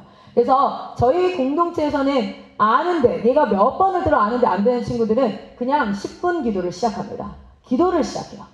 그래서 같이 기도하는 자리 그래서 뭐냐면 성령의 소욕이 이를 지배할 수 있도록 하는 자리와 더불어 정서적인 상담이 필요해요. 알고 있는데 되지 않는 저희 아들이 어제 어땠다고요? 알고 있어요 가야 되는 거 근데 가기 싫은 거예요. 그때는 옳은 말을 계속 하잖아요. 그러면 머리로, 이런 얘기 들어보셨어요? 여러분도 그렇지 않아요? 머리로 알겠는데 하기 싫은 걸 어떡해. 마음에 안 따라가는 건데, 왜 목사님이 설교할 때도 머리로 알겠는데 내 삶이 그게 안 돼서 나는 뭐가 되는 거, 그러면 점점 뭐가 될까? 거리감이 생기기 시작합니다. 그리고 다가가질 않아요. 사단은 그걸 굉장히 잘 이용해요. 무리해서 분리되게 만들어요. 이때는 정서적 상담이 필요해서 그 친구에게 나도 그런 마음이 있었는데 나는 이렇게 하고 있어. 그래서 너도 이렇게 했으면 좋겠고, 같이 공감해주는 상담이 없으면 반드시 멀어지게 돼 있어요. 그래서 많이들 멀어지죠. 이게 6학년, 5학년, 6학년 때 엄마 아빠랑 아빠랑 그 딸들이 멀어지는 계기가 대다수 이거예요. 아빠 나도 알아. 아들들도 엄마 나도 알아. 안 되는 걸 어떻게 해? 이때는 기다림이 필요해요. 기도하면서 기다리는데 가장 좋은 건 얘도 기도해야 되고 나도 기도해야 되니까 같이 기도하고 정서적 상담을 통해서 그 기간을 기다려야 돼요. 마이크 선생님 자녀 첫째 아들도 13살 때 이게 머리로는 알겠는데 이게 안 될 때 저는 굉장히 우리 레베카 선생님이 지혜로운 모습을 봤는데 그 친구를 다그치지 않고 1년을 기다리시더라고요. 그 1년간 기다리면서 레베카 쌤이 감수해야 됐던 건 뭐였냐면, 집에서만 그러면 상관없는데 밖에서도 이 친구 태도가 어떨까요? 안 좋잖아요. 그러니까 다른 사람의 시선도 감내하면서 기다려야 되더라고요. 근데 그걸 기다리시더라고요. 한 번도 그 친구에게 공격적이나 상처되거나 이런 말을 하는 것을 저는 들어본 적이 없어요. 물론 집안에서는 했는지 모르겠는데, 그러면서 이 친구가 14살이 되고 시간이 지나니 이 마음의 소욕이 변화되어지고 이 아이도 커가면서 그 기간을 잘 지나가더라고요. 그런데 대체적으로 그 기간에 우리는 마음이 크랙이 생겨서 멀어지는 그런 경우가 많이 발생해요. 자, 그런데 세 번째, 알아요. 그런데 마음도 하고 싶어요. 동의가 돼요. 여러분 그렇잖아. 다이어트 해야 된다는 거 알아요. 마음은 100% 동의가 되죠. 안 되는 이유가 뭐예요? 이건 뭐냐면 습관 게임입니다. 습관. 자, 이런 친구들한테는 계속 가르쳐주면 이게 뭐가 될까요? 이거는 죄책감으로 형성되어져요. 자기 자신을 향한 실망감, 자존감이 그래서 어떻게 될까요? 낮아지는 형태예요. 생각을 해봐요. 나도 알아. 나도 하고 싶어. 안 돼. 근데 계속 얘기를 해. 그럼 뭐가 될까요? 얘네들은 죄책감이 형성되어져요. 그래서 교회에서 오히려 순종되고 헌신된 자들인데 지속적인 훈계를 통하여서 마음이 어떻게 되어져요? 죄책감을, 사역을 하면 할수록 열심히 하는데도 자존감은 더 낮아지는 사람들 있어요. 그게 뭐냐면 이런 친구들은 알려줘야 되거나 이게 아니라요. 그냥 같이 습관을 잡아가야 돼요. 그래서 우리 팀들 중에도 다이어트 해야 된다는 거 알고 너무 원해요. 그래서 어떻게 하냐면 제가 아침에나 저녁에 같이 그냥 운동을 해요. 그래서 습관이 만들어질 때까지 내가 시간을 들여서 걔와 함께 해줘야 돼요. 우리 애들 중에서도 말이 예수님 만나가지고 1살 때 은혜 받았어요. 그래서 하나님을 너무너무 사랑하고 마음이 동했어. 그런데 자기도 모르게 짜증나면 아씨 이렇게 딱 나와요. 평상시 습관이 그냥 나와. 또는 은혜 받았어요. 되게 그런데 딱 누가 답답하게 굴고 일이 빨리빨리 진행 안 되면 자기한테 야, 너 왜 그러냐? 한숨 탁 쉬면서 빨리 하라고. 그리고 나서 후회하는 거야. 왜냐면 습관이 그렇게 들어져 있어. 머리로 알고 마음으로 동의돼도 이 습관의 힘을 이기기가 쉽지 않습니다. 훈련은 어디에서 일어나요? 이 세 가지를 같이 봐야 돼요. 같이 일어나는 거예요. 그래서 저희가 여기 이제 보면은 뒤에서 쭈그리고 누워서 자는 리더들이 있어요. 그러면 딱 보고 있다가 알려줘야 되는 애인지 아니면 같이 기도하거나 정서적 상담을 쳐서 진짜 피곤하지. 대박이지. 너 어제 그저께 뭐 했지? 선생님 죄송해요. 제가 어제 애들 재우고 하느라 밤새고 이랬었어. 그렇지. 야 진짜 충성되다. 어디 좀 쉴 때를 좀 마련해 줄까? 그러면은 애들 대다섯 번째 괜찮아요. 힘내보게. 커피라도 먹어. 일로 와. 커피 한 잔. 이거 먹어. 뭐 이렇게 하면 애들이요. 동질감을 느끼고 위로를 받고 나와 한 편이야. 오히려. 근데 그런 애들 리더가 뒤에서 그러고 있으면 돼 안 돼? 사람들이 지금 쳐다봐 안 쳐다봐? 네 모습을 통해서 예수의 모습이 드러나야 돼 아니야? 영광을 가리는 거야 아니야? 알아요 걔네도. 아는데 지금 이 안에서 너무 지금 상황상 이래 라는 정서적인 이게 필요한 아이들한테 그렇게 되버리면 마음이 갈라져요. 뭐 이런 것들을 분별할 수 있어야 교육이 일어날 수 있죠. 그래서 이 부분들을 좀 알려드려요. 그래서 하나님을 아는 것이 뭡니까? 지식입니다. 알아야 돼요. 지식을 근거하지 않는 믿음은요, 굉장히 위험해요. 아주 맹목적인 자신만의 믿음. 애들이 이런 얘기 하더라고요. 지갑을 잃어버렸는데 우스갯소리 이러더라고요. 내가 11조를 안 했나? 그래서 내가 깜짝 놀랐어요. 하나님이 그렇게 치사하냐? 그랬더니 우리 엄마 그렇게 얘기하는데 이번에 돈 비면은 내가 뭘 안 했나? 이러는데 잘못된 지식은 맹목적 믿음을 가져오고 굉장히 위험해질 수 있죠. 그러니까 아는 일 정확하게 알려줘야 되고요. 믿는 것은 뭡니까? 마음이 동하는 거죠. 그래서 정, 그리고 의지. 그래서 누가 오래 참고 기다릴 수 있냐면 인격적으로 대해주는 사람. 얘가 지정의를 가진 존재야. 지식에서 정으로, 정에서 손발끝으로 행동하는 것까지 시간이 걸려. 그래서 나는 거기에 맞게 멘토링을 해줄 거야. 나는 너의 편이야. 너가 서길 원해. 난 너와 함께 하길 원해. 그리고 우리 진짜 하나님을 찬양하고 예배하는 그 자리로 나아가자. 자, 그것이 가능하게 하는 것. 자, 봅시다. 우리가 기독교 교육을 하기 위해서 내용을 다들 엄청 알고 싶어요. 뭐를 가르쳐야 됩니까? 어떤 책을 써야 됩니까? 책을 무엇을 쓰는가 보다도 가장 중요한 건 내가 어떤 전제 조건과 교육의 태도의 방식을 가지고 있느냐예요.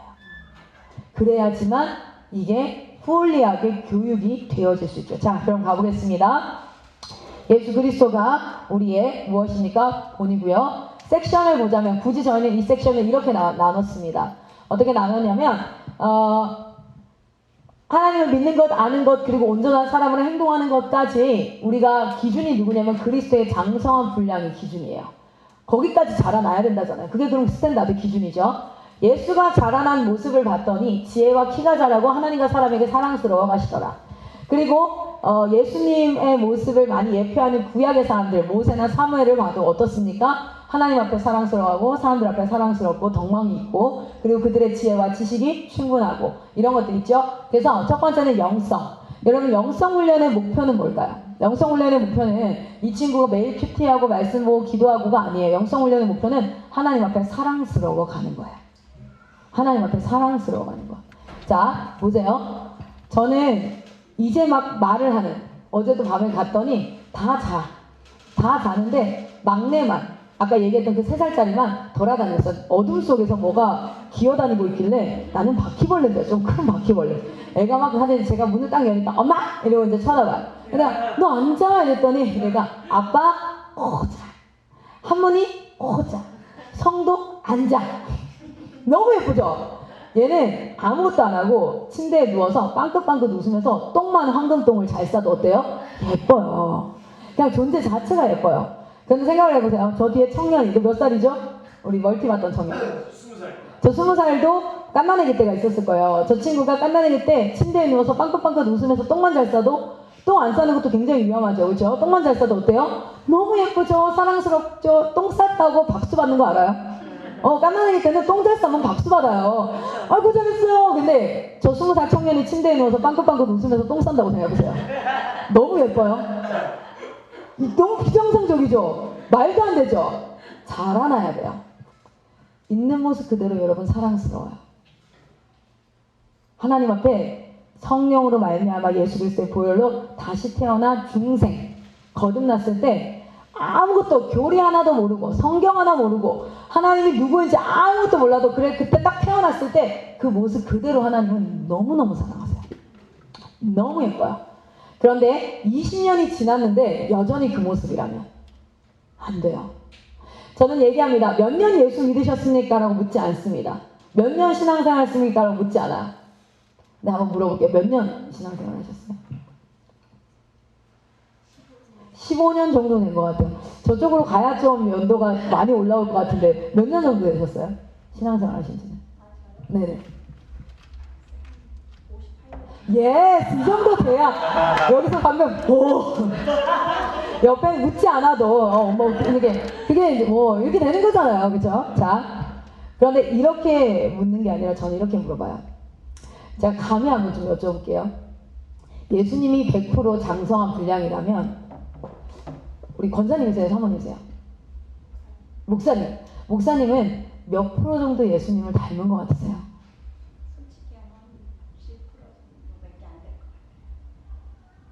한번 물어볼게요. 15년 예수님을 믿었다고 나는 예수님을 알았습니다. 그러면 몇 프로 정도 예수님을 닮은 것 같으세요? 2% 부족할 때도 아니고 1%. 다 다를 거예요. 객관적인 수치는 없습니다. 그러나 우리의 신앙생활은 몇 년을 했는가가 아니라 내가 얼마나 예수를 닮았는가로 나타날 수 있을 거예요. 그래서 주님을 알아야겠고 뭐 이런 부분. 그래서 제가 우리 부모님들한테 이것이 축복이길 바라면서 하는 선포가 하나 있는데 여러분들도 아멘 하시길 바랍니다. 여러분의 자녀의 30대 40대가 딱 여러분 같았으면 좋겠습니다.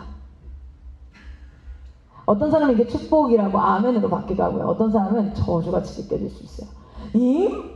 더 해야죠. 더 잘해야죠. 내 모습은 안 돼요. 여러분 기억하세요.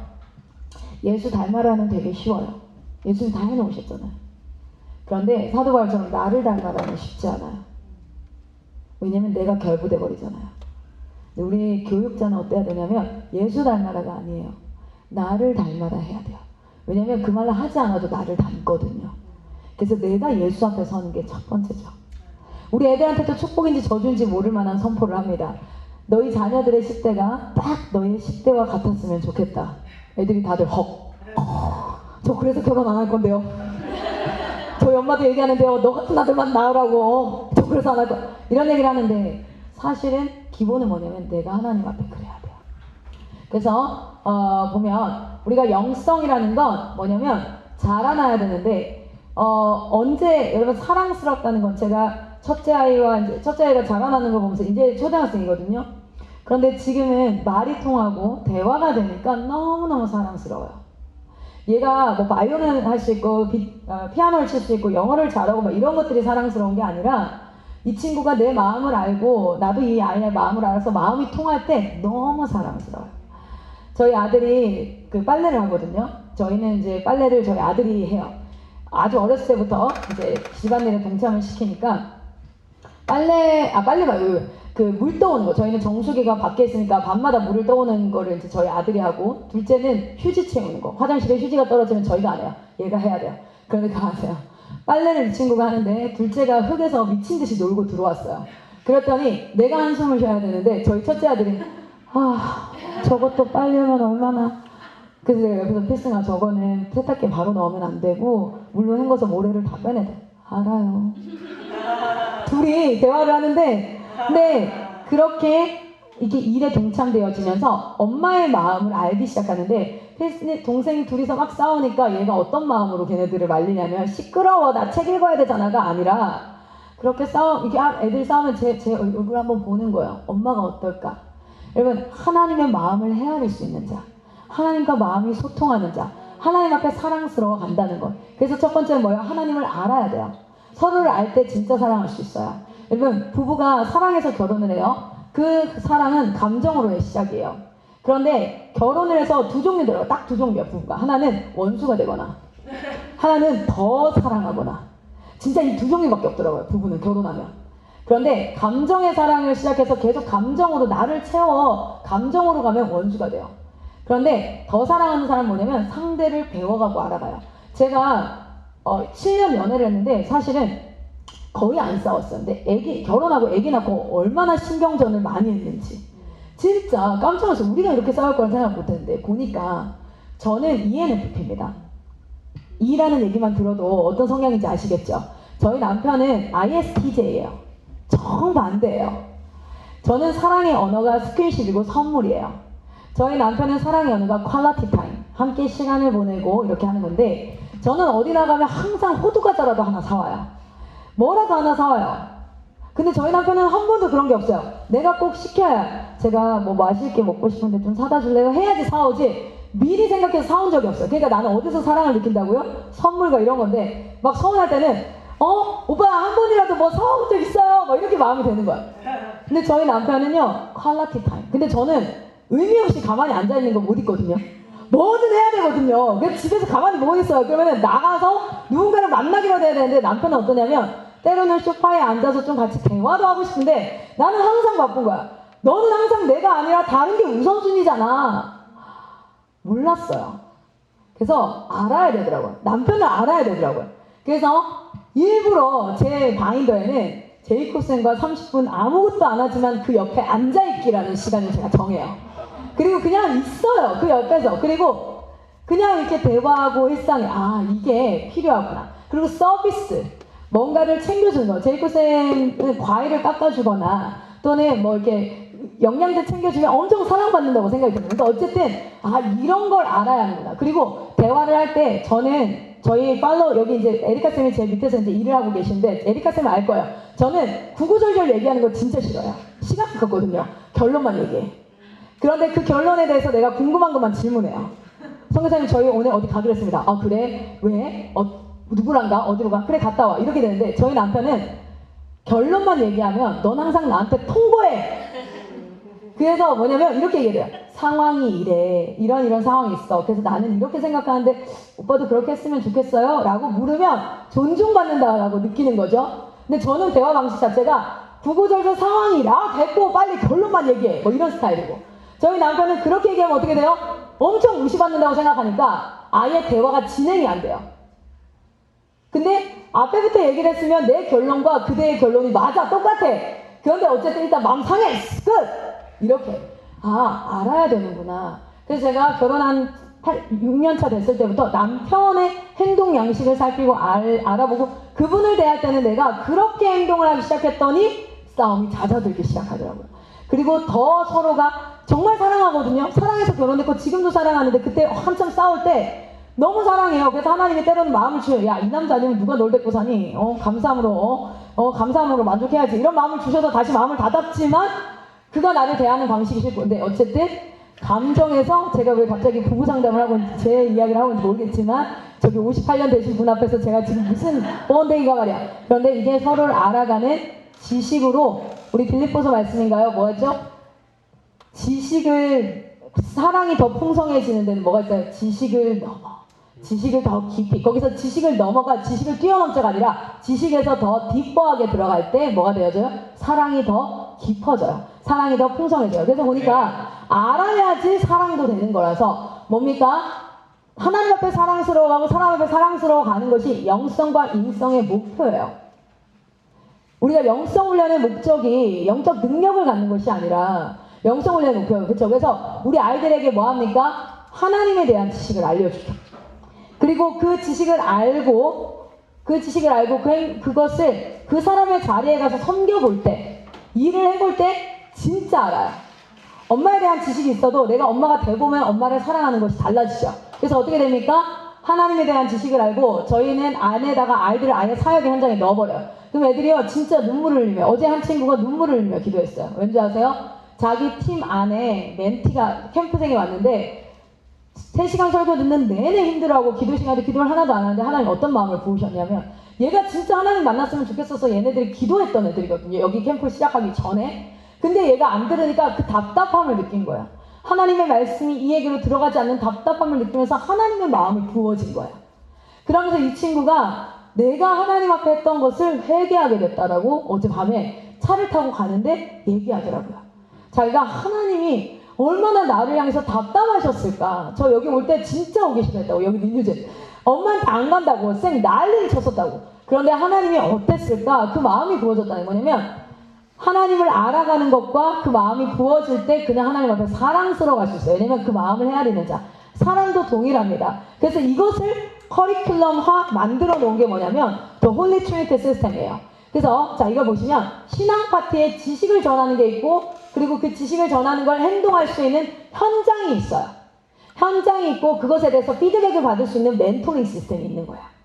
자, 신앙과 생활과 그리고 학습과 선교 얘기합니다. 신앙에서 배운 게 드러나는 곳이 생활과 학습이에요. 여러분 예배 때 은혜 받고 기도 열심히 하는 애들이 이상하게 책임감이 없고 성실하지 못하고 절제를 못하고 인내 못하는 아이들 있죠.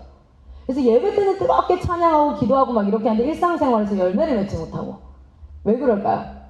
이 배운 신앙의 훈련들이, 이 신앙의 내용들이 훈련되어지는 곳은 바로 생활과 학습이에요. 청소하는 것이 굉장히 중요해요. 아이들 숙제를 제 시간에 제출하는 것이 굉장히 중요해요. 뭐 이런 것들이 다 결부되어진 시스템이 홀리 트리니티 시스템입니다. 오늘은 신앙 파트의 컨텐츠만 한번 얘기하고 마칠게요. 근데 사실은 생활 부분이 굉장히 특화되어져 있죠, 저희가. 그리고 선교 영역과 학습, 어제도 제가 선생님들한테 우리 선생님들한테 그 얘기를 했는데 애들이 한달 살 때 하는 것 중에 학습에서 제가 국어를 왜 공부해야 되는가? 여러분 잘못 가다 보면 기독교 교육은 마치 성경만 잘 배우고 가르치면 된다. 그래서 국영수사가 그런 거 필요하지 않아 라고 얘기하시는 분도 있어요. 틀렸어요. 필요합니다. 그런데 그것을 가르치는 관점과 방식이 이제 기독교 교육화돼야 되죠. 국어는 아주 간단하게 얘기하면 잘 말하고 잘 알아듣기 위한 공부예요. 이거 제가 이제 선교사 교육하는 내용인데 보면 국어가 과목이 나눠져 있죠. 어떻게 나눠져 있어요? 문법, 화법, 그 다음 뭐예요? 장문, 그리고 문학, 비문학. 이거 우리 수능에서 가르치는, 우리 고등학교부터 해서 초등학교, 중학교, 고등학교에서 다 가르치는 국어의 5가지 영역이에요. 그렇죠? 여기서 3개 잘라서 이게 뭐예요? 잘 말하는 방법을 배우는 교과목이에요. 이 2개가 뭔지 아세요? 잘 알아듣는 거예요. 예를 들어 문학은 뭐예요? 그 안에 글에 있는 정서와 감정을 캐치하는 연습을 할 수 있도록 하는 공부예요. 그래서 남자애들 제가 문학 공부 엄청 열심히 시키는 게 애들이 말을 할 때 감정을 알아들어야 돼요. 남편분이 워낙 스윗하시니까 아마 이 예화에 포함은 안 될 것 같은데 예를 들어 이런 거 있잖아요. 남편한테 얘기해서 제가 실제로 여기 바닥 데코타일 깔고 이런 거 다 저희가 했거든요. 다 이거 하니까 얼마나 힘들어요. 그래서 제가 얘기했어요. 제이쿠쌤한테 제이쿠쌤 저 손이 다 텄어요. 이렇게 얘기했어요. 근데 잘 알아들어야 되는데 뭐라고 얘기하셨어요? 뭐 이렇게 대답하셨어요. 약 발라. 말귀를 못 알아듣더라고요. 지금 이 글 안에 그 생각이 있어요. 내가 지금 내가 한 말 안에 내포된 의미는 1번 내가 약이 어디 있는지 잘 모르겠다. 2번 무슨 약을 발라야 될지 모르겠다. 3번 나는 당신의 관심이 필요하다. 정답은 무엇입니까? 3번이죠. 그러니까 말귀를 못 알아듣는 거예요. 그 안에 내포된 의미를 못 알아듣는. 이거 다 국어 수업 시간에 나오는 거예요. 이 글의 화자가 말하고자 하는 바는, 이 글의 화자가 암시하고 있는 내용을, 이게 다 연습이야. 그거 엄청 연습해야 되는데 왜 이 단어를 썼을까? 우리 알죠? 이 단어를 쓰는 이유가 있단 말이에요. 굳이 그 단어를 쓰고 굳이 그렇게 표현하는. 그래서 여러분 우리 지금 제이코쌤 방금 국어시험 문제 문학 문제에서 한 문제를 틀린 거예요.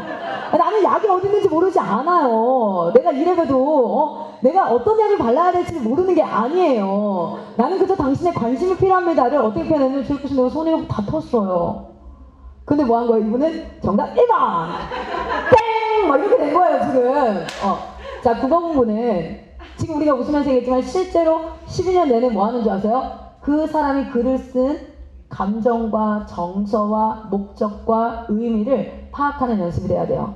그래서 성경을 읽을 때에도 여러분 뭐가 돼야 됩니까? 하나님의 마음이 파악돼야 되지 교리를 배우는 게 아니에요. 자, 예를 들어서 아브라함이 이삭을 잡으러 창세기 22장에 올라가는 말씀을 봅시다. 그리고 나서 뭐예요? 여호와 이레 거기 막 뿔 걸린 애가 있어가지고 와 할렐루야. 그리고 나서 여러분 그 다음 장에는 뭐겠어요?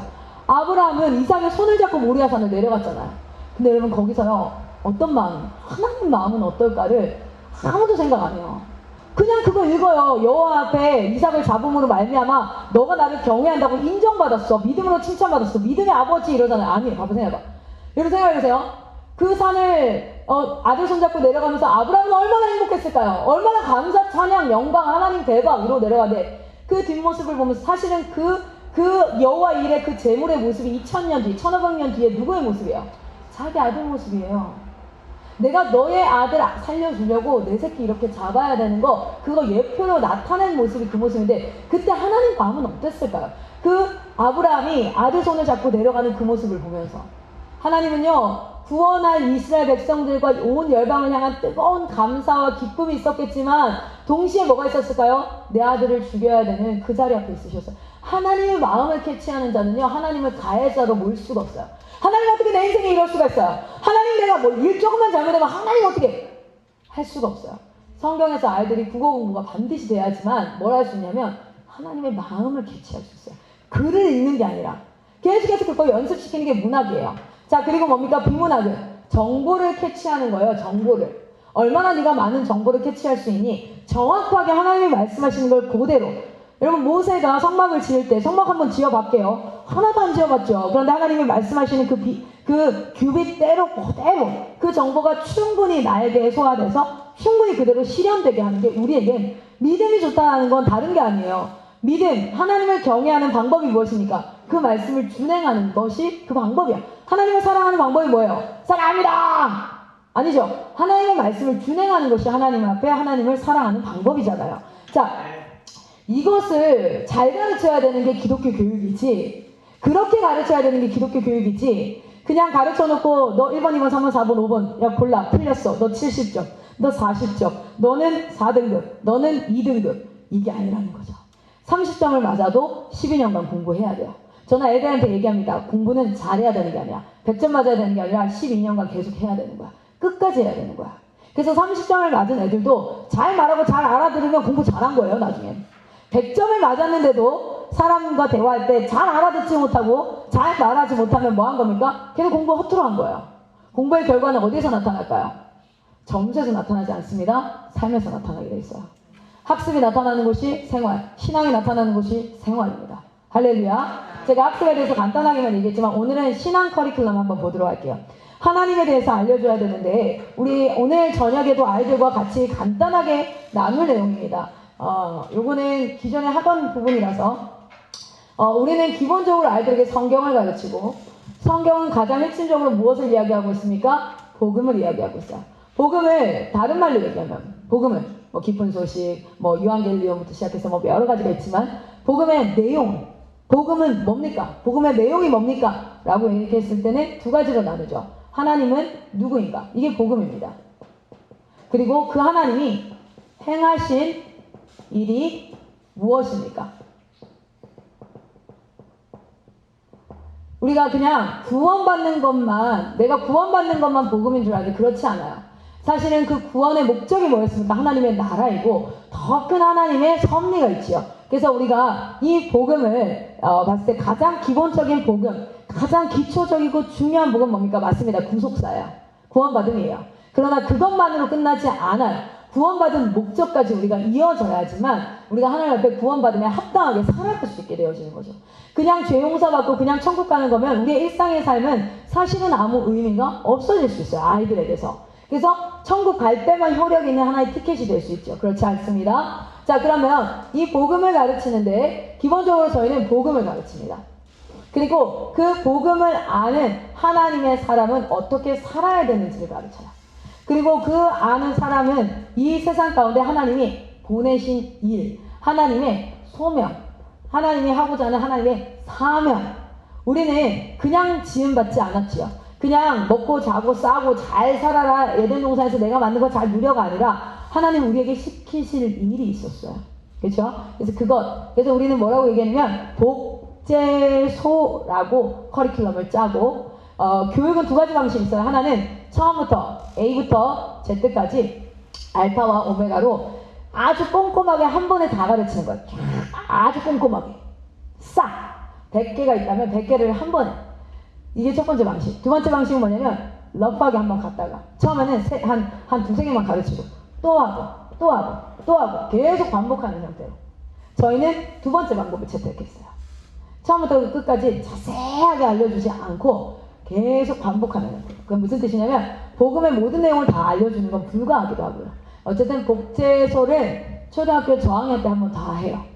그 다음에 초등학교 고학년 되면 다시 한번 공부하고 중학생 때 다시 공부하고 고등학교 다시 청년 때 다시 계속 반복해서 뭐하도록 깊어지도록 교육 방식이 채택되어져 있습니다. 자, 그러면 초등학교 저학년 때도 복제소를 다 배워요. 초등학교 고학년 때도 다 배우도록 되어져 있어요. 자, 신학의 나무를 보면 가장 뿌리는 뭡니까? 하나님을 아는 학문이기 때문에 사실은 이건 신학일 수밖에 없습니다. 모든 사람이 성직자가 되고 모든 사람이 신학을 공부하는 뭐랄까요? 신학생이 될 필요는 없지만 하나님을 알아가는 학문 공부는 해야 되는 거죠. 자, 그래서 성서신학을 기반으로 하고 있고 그 성서신학 위에 조직신학이 쌓이죠.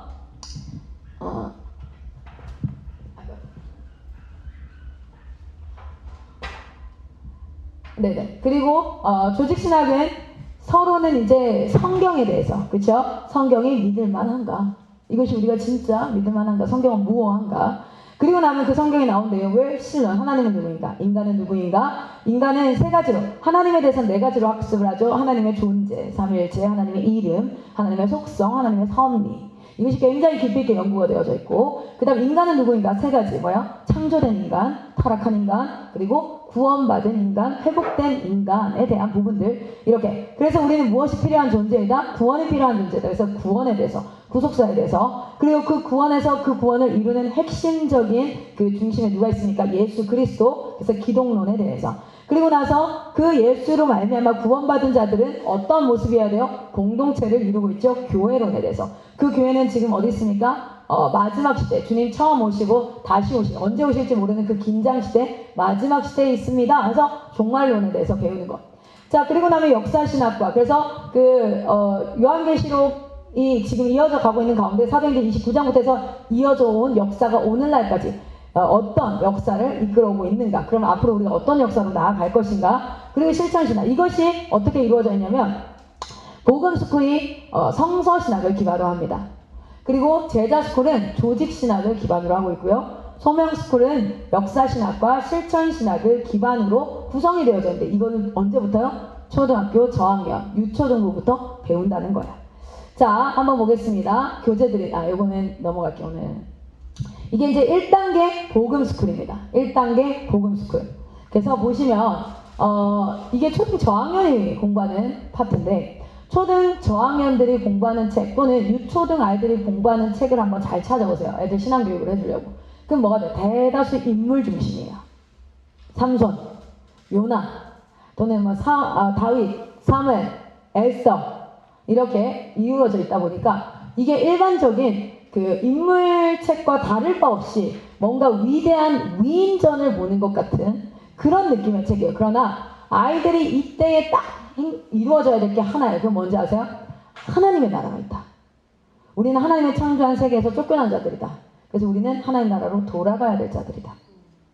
이게 가장 기본적인 세계관으로 형성되어져야 될 때이지 에스더처럼 살아야지, 삼손처럼 살아야지라는 적용점이 먼저 되는 시기가 아니에요. 그래서 성경을 통전적으로 공부하고 기본적으로 구속사를 가르칩니다. 제가 우리 아이 어렸을 때 밤마다 했던 구호가 있어요. 제가 다 누우면 어떻게 하냐면 우리가 가야 할 곳은 어디? 그러면 애들이 이렇게 해요. 하나님 나라 이러고 자는 거예요. 그게 아이들한테 이렇게 돼요. 그래서 하루는 어떤 이제 제가 장례식장을 가야 될 일이 있어서 저희 친구 어머니가 돌아가셨어요. 그래서 엄마 어디 가요? 그래서 혜림이 이모 엄마가 돌아가셨어. 속천하셨어. 돌아가셨어요. 그러니까 이 친구가 뭐라고 질문해요? 5살 때인데 어디로요? 돌아갔다니까 죽었다는 의미인지 모르고 돌아갔대요. 순간 그때 제 안에 하나님 지혜를 주셔서 하나님 곁으로 돌아갔어. 우리는 하나님이 부르시면 다 거기로 돌아가야 돼. 어떻게 가요? 마침 또 질문을 너무 잘했잖아요. 그래서 우리는 길을 몰라. 그런데 내가 길이요 진리요 생명이니 나로 말미암지없고는 아버지께로 올 자가 없느니라. 예수님이 데리러 오실 거야 우리를. 예수님이 그 길을 알고 계셔. 예수님이 저 못 찾으면 어떡하죠? 예수님은 네가 어디 있든지 예수님을 믿는 자들을 다 찾을 수 있어. 걱정하지 마. 그런 대화들을 쭉 하면서 계속해서 형성하는 건 뭡니까? 그 나이 때는 세계관이 뭘로 형성될까? 윤회설이라든지 인생이 계속 뺑뺑이 돌고 다시 태어나고 어쩌고저쩌고 기본적인 가치관이 형성되어지는 시기이기 때문에 그때에 하나님의 종말의 때로 우리가 향하고 있음을, 그리고 우리가 하나님의 나라에 속한 자들임을 기본적으로 그 세계관을 형성하는 게 관건이에요. 세부적인 교리와 지식을 가르치지 않는다 할지라도, 그걸 잘 모른다 할지라도 이게 굉장히 중요하죠. 그래서 기본적으로 이런 파트들. 그런데 한 사람을 인물로 들어 실제 유다 지파가 아니었던, 메시아 라인이 아니었지만 에브라임 지파였지만, 물론 요셉은 이제 나중에 뒤에 내려가야 자녀들로 형상이 되지만 어쨌든 이 요셉을 통하여서 나타난 예수 그리스도의 모습, 그 언약 백성, 그러니까 유다 지파가 아니더라도 그 언약 백성 안으로 들어온 사람들 중에 가장 대표적인 그런 부분들을 가지고 이렇게 쭉 가르쳐요. 그리고 읽으면 좋은 책들, 만화책으로 되어져 있는 책도 있고요. 이렇게 해서 아이들한테, 여러분 저는 많은 책을 읽으라고 하지 않아요. 읽어야 될 책을 꼭 읽게 하거든요. 그래서 우리가 일반 서적을 읽는 것도 중요해요. 권선징악의 책을 읽는 것도 중요하지만 먼저 읽어야 될 책들. 마이크 선생님이 필리핀에서 아이들을 교육할 때 어떻게 했냐면 얘네들이 읽어야 될 책만 거기 놔뒀어요. 그러니까 다른 책은 읽을 수가 없죠. 근데 중요한 건 TV가 있어요, 뭐가 있어요? 이렇게 20번, 30번은 저걸 읽는 거야. 그러면서 뭐가 될까요? 가치관이 형성됩니다. 세계관이 형성돼요. 복음스쿨이고요. 조직신학으로 기반되어져 있다 했죠? 제자스쿨입니다.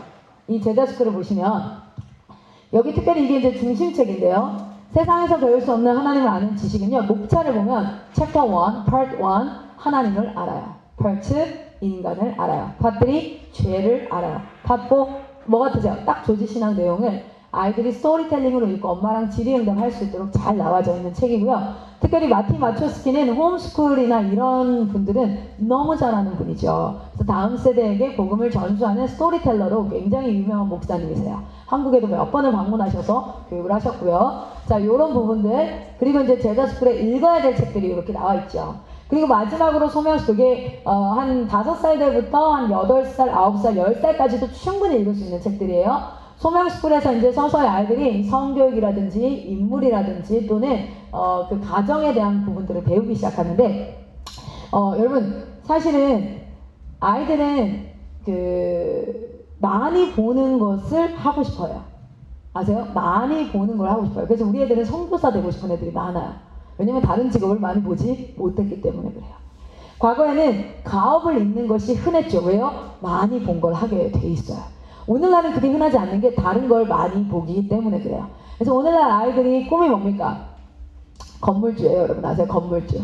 TV에서 하도 건물주가, 유튜브에서 건물주가 잘 살고 좋아 보이니까 많이 보는 것. 왜냐면 사람은 보는 것으로 심령이 결정되어져요. 마음이 결정되어져요. 그래서 내 마음을 지키라는 잠언 4장 말씀에 그 마음을 지키라는 말씀 나오기 전에 뭐라고 나옵니까? 네 눈, 귀, 발, 그리고 뭐죠? 눈썹, 뭐 이런 신체 기관이 나오는 게 뭐야? 결국에는 듣고 보고 네가 가는 곳, 그곳에 영향을 받아서 네 마음이 결정되어져. 그러니까 네 마음을 지키라는 건 네가 뭘 볼지를 결정하라는 거야. 네가 뭘 들을지를 결정하는 거야. 네가 어디를 갈지를 결정하는 그게 지키는 방법이야. 마음을 지킨다고 앉아가지고 마음을 지킬 거야. 안 지켜진다는 거예요. 자. 그래서 이때부터 뭘 보여주냐면 하나님 나라를 빛낸 100명의 믿음의 사람들 이런 그런 책들을 보여주면서 뭐 하는 겁니까? 꿈꾸게 만드는 과정을 해요. 자, 그리고 나서 이제 초등 고학년 복음스쿨입니다. 이게 초등 고학년들 특별히 3학년, 4학년, 5학년, 6학년 이렇게 되면 서서히 교육용 교재들과 읽어야 될 책들 나니아 연대기나 하나님 나라 구원 이야기 이런 것들은 좀 두꺼운 책들이에요. 여러 권이 있는 책들. 자, 그 다음 제자스쿨 이렇게 이제 우리가 조직신학이라고 얘기하는 파트들을 아이들이 읽을 수 있도록 되어져 있고 특이한 건 여기 이제 다 일반 책들입니다. 다 일반 책들을 저희가 공과화해서 만들어 놓은 책들이 아이엠북스 책이에요. 그런 식으로 바뀌어져 있습니다. 그 다음에 이제 소명스쿨, 가족에 대해서, 직장에 대해서 이제 이때부터는 직장에 대해서나 일에 대한 부분들 이런 것들이 서서히 나와서 사회에서 나는 어떤 역할을 해야 될까? 아까 그 친구 제가 그 부모님한테 제가 설명했다고 했잖아요. 어머니 너무 잘하셨고 이제는 그 아이가 뭘 얘기하는 거야? 엄마 내가 이 땅에서 왜 굳이 살아야 되는지 알아야 되고 뭐냐면 소명을 발견해야 될 시기예요. 그래서 그 친구랑 직업박람회와 더불어 믿음의 사람들이 살았던 멋진 그 신앙의 위인들의 책들을 많이 읽으면서 대화를 나눠보라고 얘기했어요. 그리고 나서 그 친구 어머니가 연락이 왔어요. 저희 아이가 그 실제로 지금 여러 직업에 대한 흥미를 느껴가고 있고 그 말 쏙 들어갔어요. 그래서 얘기했어요. 그 말 하지 마. 그 말 위험해라고 직접적인 교육이 아니라 그 안에 시그널을 읽으십시오. 그리고 나서 거기에 대해서 아이에게 제안을 해주시고 또 그것을 볼 수 있게 하고 들을 수 있게 하면 그 아이는 당연히 그 말이 없어질 거예요. 그러니까 우리는 행동과 말을 통제하려고 하지만 사실은 행동과 말이 아니라 그 안에 있는 시그널을 보시면 되어 있어요. 이게 이제 그래서 초등학교 고학년 단계에는 이런 것들이 많이 좀 세팅이 되어져 있는 거예요. 자, 그리고 이제 3단계가 중학생이나 고등학교 1학년 처음 리뉴전 교육을 시작하는 아이들은 이 교육을 받습니다. 구약 전체를 읽어낼 수 있는 여러분 우리는 언제까지 아이들을 가르칠 수 없기 때문에 어떻게 합니까? 성경을 읽어낼 수 있는 아이들로 만들어야 돼요. 그러면 기본 지식들을 아이들에게 가르쳐주는 과정을 하기 때문에 구약여행 14일을 알려주고요. 그리고 그 구약여행 14일 가운데 이제 하나님이 구원이라는 것이 사실 그냥 구조하다라는 뜻이에요. 뭡니까? Saved from what? 무엇으로부터 우리는 구원을 받았는가? 라고 질문했을 때 교회를 10년 다니고 30년 다녔다는 분들도 죄로부터요 이런 얘기를 하는 경우들이 많아요. 죄로부터 구원받았다면 지금 죄를 안 짓고 있어야죠. 아니, 우리 여전히 죄의 영향력 아래 있어요. 우리 무엇으로부터 구원받았을까요? 하나님의 진노, 하나님의 심판으로부터 구원받았습니다. 우리는 그 죄사함을 이미 소유한 자야. 근데 그게 언제 발현되어질까요? 언제 효과가 나타날까요? 심판대 앞에 갔을 때 죄사함과 영생을 소유한 자. 무엇으로? 믿음으로. 이 땅 가운데가 아니라 심판 앞에 섰을 때 우리는 그것이 우리에게 발현되어져서 그 심판을 통과할 수 있는 자로 구원받은 자이죠. 무엇에 의해서 구원받았습니까? 우리의 선행이 아니라, 우리가 잘 사는 모습이 아니라 예수 그리스도를 말미암아. 하나님이 이렇게 얘기하십니다. 우리 로마서 5장 8절에 보면 우리가 연약할 때에 우리를 구원하셨다 그래요. 2절이 지나고 나면 뭐라고요? 너희가 죄인 되었을 때에 우리를 구원했다 그래요. 그 다음 또 2절 지나면 뭐 나오죠? 네가 나와 원수 되었을 때 내가 너를 구원했다. 누가요? 예수 그리스도께서. 그리고 마지막 무엇을 위해서 구원받았습니까? 그냥 구원받고 너 잘 살아, 화이팅, 이제 끝났어가 아니라 우리는 목적한 바가 있어요. For what? 무엇을 위해서요? 하나님 나라. 하나님 나라의 창조 원리. 하나님 나라 창조 원리는 무엇입니까? 물질세계가 창조되어질 때 발견되어지죠. 하나님이 말씀하시니 그대로 되니라. 이게 하나님 나라의 원리예요. 하나님 말씀하시니 그대로 되니라. 근데 이게 깨졌죠. 하나님이 먹지 말라 하시니 그대로 되니라가 이어져야 하나님의 나라예요. 그런데 뭐예요? 먹으니라가 됐어요. 그래서 하나님의 나라에 우리가 무엇이 됐습니까? 죄가 들어오고 불순종으로 이어져지고 공중권세 잡은 자가 우리 중간에 껴가지고 우리를 통치하게 되었지요. 그 구원. 근데 그것이 해결되어지고 나면 이제 자유인이야가 아니라 목적한 바를 다시, 원래 하나님이 창조하신 목적을 다시 이루어가야 되는 거니까. 그 부분을 다루고 있는 게 구원책이에요. 아이들한테 구원 받는 게 중요하지 않아.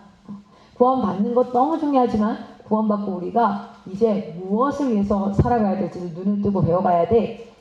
이거 하면서 읽히는 책이 많아. 성경 개관을 읽히고 있고요. 번어게인이라는 중생에 대한 거. 아이들에게 구분시키는 게 이겁니다. 칭의와 성화를 구분시켜요. 구원받는 것과 내가 하나님 앞에 거룩하게 주님을 닮아가는 것. 이 성화가 때로는 뭐합니까? 넘어지기도 엎치락뒤치락 가는데 2단계가 되면 칭의가 의심되어져요. 내가 구원받은 자가 맞나 아닌가. 칭의와 성화 사이 어딘가 어정쩡하게 서가지고 헷갈려서 사단에 공격받는 애들한테 정확하게 이 부분을 구분하기 위해서 중생에 대한 부분을 가르쳐요. 자, 그리고 하나님 나라. 하나님 나라는 알아야 갈망할 수 있습니다. 제가 우간다라는 단기 선교 갔던 그 이야기를 참 많이 하거든요. 너무 덥고 힘들었어요. 저 8박 9일 동안 한 번 샤워했어요. 죽을 뻔했어요. 그런데 견딜 수 있었어요. 왜요? 나는 돌아올 나라가 있었으니까. 돌아올 땅이 있었으니까. 처음 딱 내리자마자 이스타나, 스타렉 수단이야. 이스타나에 8명이 탔는데 캐리어가 10개인데 이스타나에 8명이 타야 되는 거예요. 그런데 어떻게든 타더라고요. 한국 선교지는 대단해. 어떻게든 다 탔어요. 그런데 타고 나서 죽을 뻔했어요. 도착지까지 1시간 반이 걸리는데 에어컨이 안 돼요. 그 더운 나라에. 근데 오프로드야. 그러니까 시멘트도 안 발려있는 거야. 문을 열면 먼지 때문에 죽을 것 같고요. 목이 컥컥 막혀. 문을 닫으면 땀 냄새 때문에 죽을 것 같고요. 1시간 반에 문 내렸다 닫았다 이러면서 갔어요. 그리고 마지막 날 호텔 올 때까지 샤워를 한 번도 못했어요. 왜냐면 물을 이렇게 펌핑해서 먹는 거예요. 주여. 그래서 그 차에서 우리 모두가 다 뭐 했냐면 그 차에서 한국 가고 싶다. 한국은 에어컨이 나오는데. 근데 그때 신기한 걸 발견했어요. 그 차를 운전해주던 우간다 현지인은 한국을 가고 싶어 하지 않더라고요. 그 생각조차 못 하더라고요. 왜냐면 여기서 태어났고 여기가 전부니까. 우리 애들이 왜 하나님 나라를 갈망하지 않을까요? 이 땅에서 어려운 일이 생길 때마다 하나님 나라를 살아왔던 유일한 자가 누구예요? 아담과 하와. 그럼 아담과 하와는 이 땅에서 가시덤불과 엉겅퀴와 불과 물의 위협이 있을 때마다 무슨 생각이 났을까요? 하나님 나라. 그러면서 얘기하는 거죠. 하나님 나라 이렇지 않은데. 그러면 밑에서 가인과 아벨이 묻는 거예요. 하나님 나라? 어떤데요? 하나님 나라는 이래. 근데 왜 우리 거기 안 살아요? 미안하다. 그러나 하나님이 우리를 그 메시아를 통해서 돌아오게 하신다고 약속했어. 여자의 후손으로 나는 자를 기다리고 있어. 우리 그것을 기억하기 위해서 우린 제사를 드려. 그러면서 창세기 3장에 쫓겨나자마자 4장 1절에 가인과 아벨이 태어나고 4장 3절에 제사를 드려요. 그게 왜 가능했을까요? 아담과 하와가 가르친 거예요. 근데 여러분 우리 하나님 나라를 갈망합니까? 하나님 나라는 굉장히 러프해요. 눈물이 없는 곳. 사자와 어린 양이 뛰노는 곳. 애들한테는 하나도 안 와닿아. 뭔 헛소리야. 사자와 어린 양이 뛰어노는데 그게 왜 천국인 거야. 뭐 이런 상황이 되죠. 하나님 나라 믿는 자들도 잘 몰라요. 에덴에 나타난 하나님의 나라는. 그리고 아브라함에게 나타난 하나님 나라, 이스라엘 통해서 나타난 하나님 나라, 예언된 하나님의 나라, 이 선지자들을 통해서 예수님을 통해서 나타난 하나님 나라, 다시 오시는 그 하나님 나라, 이게 성경 가운데 곳곳에 있는데 그것을 갈망하는 세대로 아이들을 키워야 되는데 우리는 뭐예요?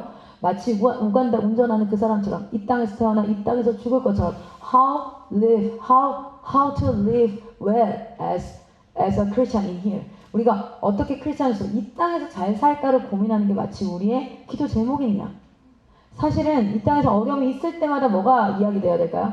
하나님 나라는 어떨까? 하나님 나라도 이럴까? 그 고민이 자체가 없어요. 이곳에서 살다가 죽을 것처럼 우리가 살아요. 그래서 존 파이퍼 목사님이 어떤 설교에서 이렇게 질문합니다. 세속적인 그리스도인을 정의해보세요. 다들 돈을 사랑하는 사람이요. 성공하고 싶어하는 사람이요. 세상의 것을 좋아하는 사람이요. 근데 목사님 이렇게 얘기해요. 네, 맞습니다. 모든 것이 맞아요. 저는 이렇게 정의합니다. 죽음 이후의 삶이 있는 줄 모르고 살아가는 크리스찬. 오늘 여러분이 한 결정. 크리스찬과 넌크리스찬의 차이가 뭡니까? 오늘 우리는 무엇으로 결정해요? 내가 오늘 이 결정을 한 것을 하나님 앞에 가서 너 왜 그렇게 결정했니? 라고 물을 때 할 말이 있어야 돼요. 그런데 믿지 않는 사람은 어떻게 해요? 뭐가 나에게 더 유익일까를 가지고 결정합니다. 근데 그리스도인들 가운데서 그런 사람 되게 많아요. 아이들 가르칠 때도 야 너 이 수련회가 그럼 너한테 좋아. 그럼 뭘 가르치고 있는 거냐면 너한테 안 좋은 건 안 해도 돼. 좋은 것만 하고 살아. 를 가르치고 있는 거예요. 네가 이 수련회 가면 진짜 힘들 거야. 넌 이 수련회 가면 굉장히 불편할 거야. 그런데 이 수련회 가는 게 하나님의 뜻이야. 하나님의 뜻이면 싫고 불편하고 안 좋아도 해야 돼. 우리는 나도 모르게 상대주의를 가르쳐요. 너한테 좋은 것. 실용주의를 가르칩니다. 너한테 유익한 것. 아니, 우리는 신본주의를 가르쳐야 돼요. 하나님이 원하시면 그게 죽음의 자리라도 난 가야 돼. 하나님이 원치 않으시면 그것이 나에게 1억 천금이 와도 하지 말아야 돼. 그래서 하나님 나라를 알려주는 건 가장 기본이에요. 그리고 오늘날 우리도 하나님 나라를 갈망하지 않고 살아가는 경우가 많습니다. 그리고 하나님의 나라에 하나님 뭐예요? 약속하심으로. 하나님은 보여주고 믿어가 아니라 하나님이 말씀하시는 것을 하나님이 말하는 거면 믿습니다라는 그 믿음을 가진 자에게 보여주죠. 그게 하나님의 나라 백성을 골라내는 방식이에요.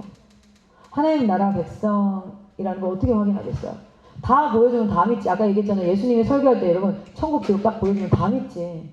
근데 진짜 하나님을 믿는 자는 누구야? 보여지지 않아도 하나님이 말씀하시면 그건 반드시 이루어질 일이야 라고 믿는 자가 하나님의 백성인 거죠. 그래서 하나님이 하나님의 백성을 인도하는 방식이 어때요? 언약으로 인도하세요. 그래서 하나님은 항상 비전을 선포하시죠. 그리고 성탄절과 부활절이 우리에게 우리 신앙의 핵심입니다. 굉장히 중요한 파트죠. 성탄절은 그냥 예수 태어나서 뭐 동정과 마리아 이걸 떠나서 이게 굉장히 세부적으로 뭐 족보, 동정에 대한 거, 기독교 신앙에 대해서 뭐 이런 것들 시므온의 시편도 나오죠. 여기 보면 막 이런 것들 다 있고요. 부활에 대해서도 우리가 고난주간에 한국 교회는 고난주간에 살아간다라는 얘기 들어보셨어요? 항상 죄사함과 잘못했고 뭐 잘했고 내가 이렇게. 그러나 우리는 어떤 자입니까? 부활절에 살아가는 자예요. 부활시대에 살아가죠. 자연법은 뭐라고 얘기합니까? 네가 양치질 않으면 이가 썩는다라고 얘기해요. 자연법이죠. 내가 먹지 않으면 배가 고프다. 자연법입니다. 율법은 뭡니까? 너가 이렇게 하면 하나님이 싫어해. 이렇게 하면 좋아해. 그죠? 근데 자연법과 율법을 뛰어넘어 진리, 예수 그리스도의 복음은 무엇입니까? 예수 그리스도의 복음은 이 모든 법을 초월해서 이 법의 모든 것들을 완성하는 법이 진리의 법이죠. 그래서 부활에 대해서 깊이 좀 가르치는 편이에요. 자, 그리고 제자. 제자는 이 정도 내용을 진짜 알아야 돼요. 실제로 아이들한테 이거 정말 원죄와 자범죄를 구분하는 것, 죄의 비참한 결과가 어떠한지, 신자들이 이 땅에 있는 동안에 받는 복이 뭔지, 신자들이 죽을 때 받는 복이 뭔지, 신자들이 부활했을 때 받는 복이 뭔지, 이런 것들을 철저하게 하나하나 가르쳐요. 여러분 그냥 예배 드린다고 다 애들이 갑자기 막 믿음이 일어나고 이렇지 않아요. 반드시 지식을 근거로 합니다. 어떤 아이가 굉장히 기쁜 고백을 저한테 했어요. 뭐냐면 대학을 갔는데 친구들이 야구장에 놀러를 갔대요. 갔는데 야구장에 이렇게 있는데 치킨을 시켜서 맥주를 한 잔씩 하면서 야구를 보는데 너무 지킨 거야. 맥주를 먹고 싶더라고요. 이 친구 저희 학교 출신이에요. 너무 맥주가 내가 정말 예수님을 조금 늦게 알았으면 싶을 정도로 하는데 저한테 이러더라고요. 내가 아는 게 있어서 먹지는 못하겠고 근데 참 그게 먹고 싶더라고요. 쌤 저한테 이런 얘기 하는 거야. 근데 그 친구가 이 학교 다닐 때 이런 얘기 했거든요. 저 진짜 예수님 안 믿었던 대로 돌아가고 싶어요. 그래서 왜? 그러니까 아무 죄책감 없이 하던 잘못들을 지금은 죄책감이 너무 생겨서 못하겠다는 거예요. 그래서 너무 싫대요. 다시 하나님 안 믿는 대로 돌아가고 싶어요. 제가 그 친구의 고백이 너무 기뻤어요. 너무 고마웠어요. 여러분, 아이들의 신앙을 잡는 것이 무엇입니까? 하나님을 아는 지식이에요. 우리가 때로는 너무 원하거든요. 치킨도 너무 먹고 싶고 맥주 한잔 너무 하고 싶고 그 친구 입장에서는 아무 죄책감 없이 짓던 죄를 지금은 죄책감이 느껴져서 뭣도 제대로 못하겠다는 거예요. 근데 뭡니까? 하나님을 아는 지식이 그를 지금 붙잡고 있는 거죠. 그게 건강한 거예요. 죄의 영향력 아래 있는 우리를 누가 붙잡습니까? 하나님을 아는 지식이 우리를 붙잡아요. 그래서 조나단 에드워드는 하나님을 아는 지식이라는 그 내용의 설교를 얼마나 오랫동안 설교를 했어요. 자, 그래서 이런 부분들에 대해서 쭉 가르칩니다. 자, 그리고 그런 것을 아는 하나님 나라 백성은 어떻게 살아야 되는가? 우리가 언어는 어떻게 관리해야 되는가? 행위는, 오락은, 습관은, 친구는, 목적은, 생각은 이런 것들을 어떻게 관리하고 생활해야 되는지, 그리고 마음을 지킨다는 것은 어떤 것인지. 이거 진짜 책 너무 좋아요. 제가 정말 사랑하는 책. 저희 애들이 가르쳤을 때 제일 정말 은혜 받는 책 중에 하나가 내 마음을 지키라는 책. 왜냐면 첫 번째는 얇아서 은혜 받아요. 얇거든요. 그리고 이 모든 지식이 있어도 어때야 됩니까? 기도함으로 말미암아 성령의 소욕이 있지 아니하면 이 모든 지식은 남들을 정죄하고 자신을 정죄하는 뭐가 됩니까? 율법이 됩니다. 율법은 율법주의 안에 그리스도인들 중에서도요 어떤 사람이 있어요? 자연법 아래 지배받는 사람이 있어요. 그리고 율법 아래서 지배받는 사람이 있어요. 그리고 정말 진리하는 사람들이 있어요. 진리 안에 있는 사람은 용서와 회복과 뭐 여러 가지가 있죠. 율법 안에 있는 사람은 특징이 뭔지 아세요? 죄책감이 많은 사람들, 정죄감이 많은 사람들. 이게 율법 아래 있는 사람들 특징이에요. 자연법 아래 있는 사람은 자기가 합리적이라고 생각해요. 자기가 이성적이라고 생각을 합니다. 그래서 인과관계가 굉장히 중요해요. 그러나 진리 안에 있는 사람은 뭡니까? 하나님이 주인 되심으로 말미암아 회복과 용서와 그리고 독수리 날개쳐 올라가는 것 같은 세임과 다시 시작하는 힘과 뭐 여러 가지가 있죠. 어쨌든 이 모든 것들을 다 배우고 기도의 자리에서 진리 안으로 들어가지 못하면 어떻게 됩니까? 정죄하는 자가 되거나 이성과 합리에 따라서 믿음의 신앙이 결부되어지지 않아서 쓰러지고 넘어지는 자가 되기 때문에 기도 훈련하고요. 기도를 10가지 주제를 가지고 가르칩니다. 자, 그리고 이 책을 교리를 공부할 때 매일같이 예수님에 대해서 생각할 수 있는 묵상집이 있어요. 예수생각. 예수님의 생애에 대해서 그리고 예수님의 성품에 대해서 나오는 책이고요. 그리고 하나는 그 교리를 가르칠 때 예수님이라면 어떻게 하실까라는 것을 생각할 수 있는 책을 가르칩니다. 그리고 2가지 더 이런 관리들 할 때 이렇게 살았던 믿음의 선배들의 이야기를 가르쳐요. 마지막 뭐가 많죠. 진짜 한꺼번에 띄워드릴게요. 사진 찍기 편하시게. 자, 그리고 소명은 뭡니까? 가족과 일과 전도, 교회를 세우는 일. 저희 선교단체의 특징이라면 다른 것이 아니라 마이크 선생님이 이렇게 얘기했어요. 클라라야, 선교단체가 크게 부흥하면 몇 명까지 부흥할 수 있을 것 같아? 대한민국의 CCC가 크게 부흥했을 때 10,000명 정도의 청년들이 모였다.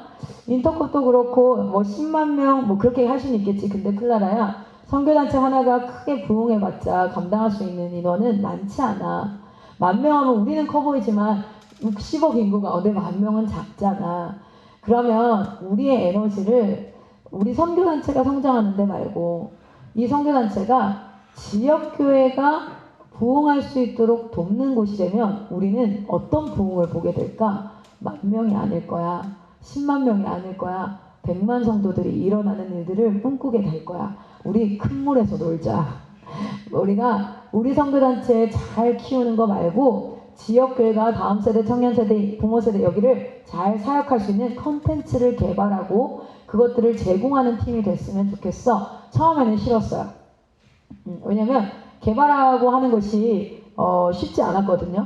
그리고 그것들을 제공하고 했을 때 실제 저희가 오해도 많이 받았어요. 교회에서 사람 뺏어간다, 뭐 한다, 처음엔 싫었어요. 그리고 열심히 훈련시켰는데 여기를 다 보내야 되니까 인간적으로도 사람을 보내는 게 쉽지 않더라고요.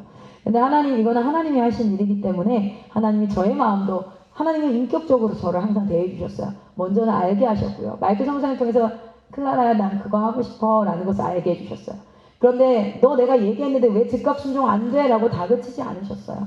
상황과 환경을 통해서 저에게 마음을 부어주셨어요. 그게 한 2, 3년 걸렸던 것 같아요.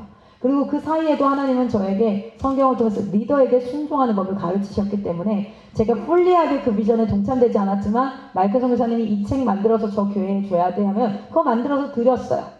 그러나 그 과정을 통해서 하나님이 지역교회 상황을 보게 하셨고 하나님이 열방을 보시는 마음을 부어주셨고 그리고 나서 제가 의지를 가지고 이 일을 할 수 있도록 그 시간까지 쭉 저를 인도해요. 우리 하나님은 진짜 인격적으로 저를 대해주셨기 때문에 저는 제 아이들에게 폭력적으로 할 수가 없어요. 그래서 저희 제자들에게도 비인격적이라는 건 오래 참음이라는 단어를 저는 이렇게 정의합니다. 오래 참음은 참는다. 내가 참는다. 야, 너무 싫다. 이게 아니라 제가 성도랑 첫째 아이랑 걸으면서 오래 참음을 깨달았어요. 제대로 걷지 못하는 기저귀 찬 아이가 걸어요. 제 속도로는 이만큼 갈 수 있어요. 제 오래 참은 뭐냐면 얘 속도에 내 발걸음을 맞춰주는 거였어요. 같이 걷는 거. 오래 참음이라는 거. 정말 답답하죠. 애들이 빨리 크지 않을 때. 여러분 교회에서 성도님들이 다 어린애처럼 막 찡찡거리고 있을 때 왜 그걸 몰라? 막 이렇게 하고 싶잖아요. 그런데 우리 하나님은요. 우리를 이스라엘 백성들을 어떻게 대해주셨는지 아세요? 인격적으로 대해주셨어요. 항상 가르치시고 알려주셨어요. 그리고 그 가르침이 그들의 마음 가운데 되어질 수 있도록 하나님은 성령을 부으셨어요. 그런데도 불구하고 거부할 때 그때 모압을 들어 바벨론을 들어 그들을 치셨지만 그들은 돌아오기 위함의 치심이었지 정말 때리기 위한 치심이 아니셨어요. 그래서 이러한 과정들을 가르치고 그리고 그것을 살아낼 수 있는 현장을 줍니다. 더 있어요. 책들이 되게 많거든요. 보이세요? 지금 챕터가 여기 책들이 쭉 있죠? 제가 이거 한번 사진을 올려드릴게요. 오늘 강의는 여기까지 할 텐데 이런 것들을 가르칩니다. 그런데 제가 이것을 먼저 커리큘럼을 굉장히 알고 싶어 하세요. 저희 안에서 뭘 가르치는지. 그런데 그걸 먼저 알려주면 효과가 나지 않아요. 아까 이거 알려드리기 전에 했던 강의 내용 기억나십니까? 그게 여러분 안에 탑재가 되셔야 돼요. 그거 한 달, 두 달에 안 돼요. 그거 1년, 2년에 안 돼요. 내가 하나님 앞에 진짜 공동체 안에서 저도 지금도 계속해서 배워가고 있고 지금도 무라가 치밀 때가 있어요. 단전에서부터 심하죠. 막 이렇게 될 때가 있어요. 어제도 여기 외부 세미나실에 초등학생 자고 있고 막 이렇게 하는데 우리 예배 늦게 마치고 내려가는 우리 남자아이들이 막 떠들면서 가는데요. 그때 이렇게 하고 싶은 거예요. 야! 조용히 하래! 하고 싶더라고요. 근데 제가 다 세웠어요. 멈춰. 잘 안 들리지 않는데 멈춰. 앞에서 멈추니까 어떻게 돼? 다다다다다 서더라고요. 그리고 제 앞에 가만히 서 있었어요. 근데 애들 조용히 하죠. 그리고 한마디 했어요. 조용히 해. 그때 애들이 들어요. 한 사람만 말하자. 내가 이렇게 작게 얘기해도 다 들리지. 왠줄 알아? 니네가 듣고자 하니까. 아무리 크게 얘기해도 안 들려. 니네가 듣고자 하지 않으면. 내 앞에서 리더가 계속 얘기하는데 애들이 잘 안 들었거든요. 자, 조용, 멈춰. Be still. 가만히 있어. 자, 그리고 리더가 말할 거야. 들어. 레디 됐어? 근데 애들이 네. 얘들아, 지금 여기 초등학생들 자고 있을까? 여기 위에 선생님들 다 주무시고 있어. 밤에는 더 잘 들려. 네. 자, 조용히 하자. 그리고 이제 딱 보냈는데 만약에 제가 거기서 은혜 받고 내려온 아이들한테 야! 조용히 하네! 애들 자고 있잖아! 야, 엄마! 눈 쳐다보고 똑바로 자! 어땠을까요? 우리가 목적한 바는 조용하기 위함이 맞아요. 그리고 그것을 하나님이 원하셨을 거예요. 그러나 그 방식도 하나님 다워야 돼요. 하나님의 방식이어야 돼요. 목적만 받고 방식은 다르면 안 돼요. 그래서 기독교 교육은 컨텐츠도 중요하지만 그것을 어떻게 가르치는 방식이 예수 방식이어야 해요. 그게 굉장히 중요하죠. 그래서 저희는 인큐베이팅이나 이런 것들을 같이 살자고 얘기하는 이유가 그런 부분들이에요. 자, 우리 교회에서 우리 아이들이 이제 교육을 받아가고 가정에서도 아마 교육을 받아갈 겁니다. 그 안에서 이 컨텐츠를 활용하십시오. 제가 알려드릴 게 있어요. 한 가지는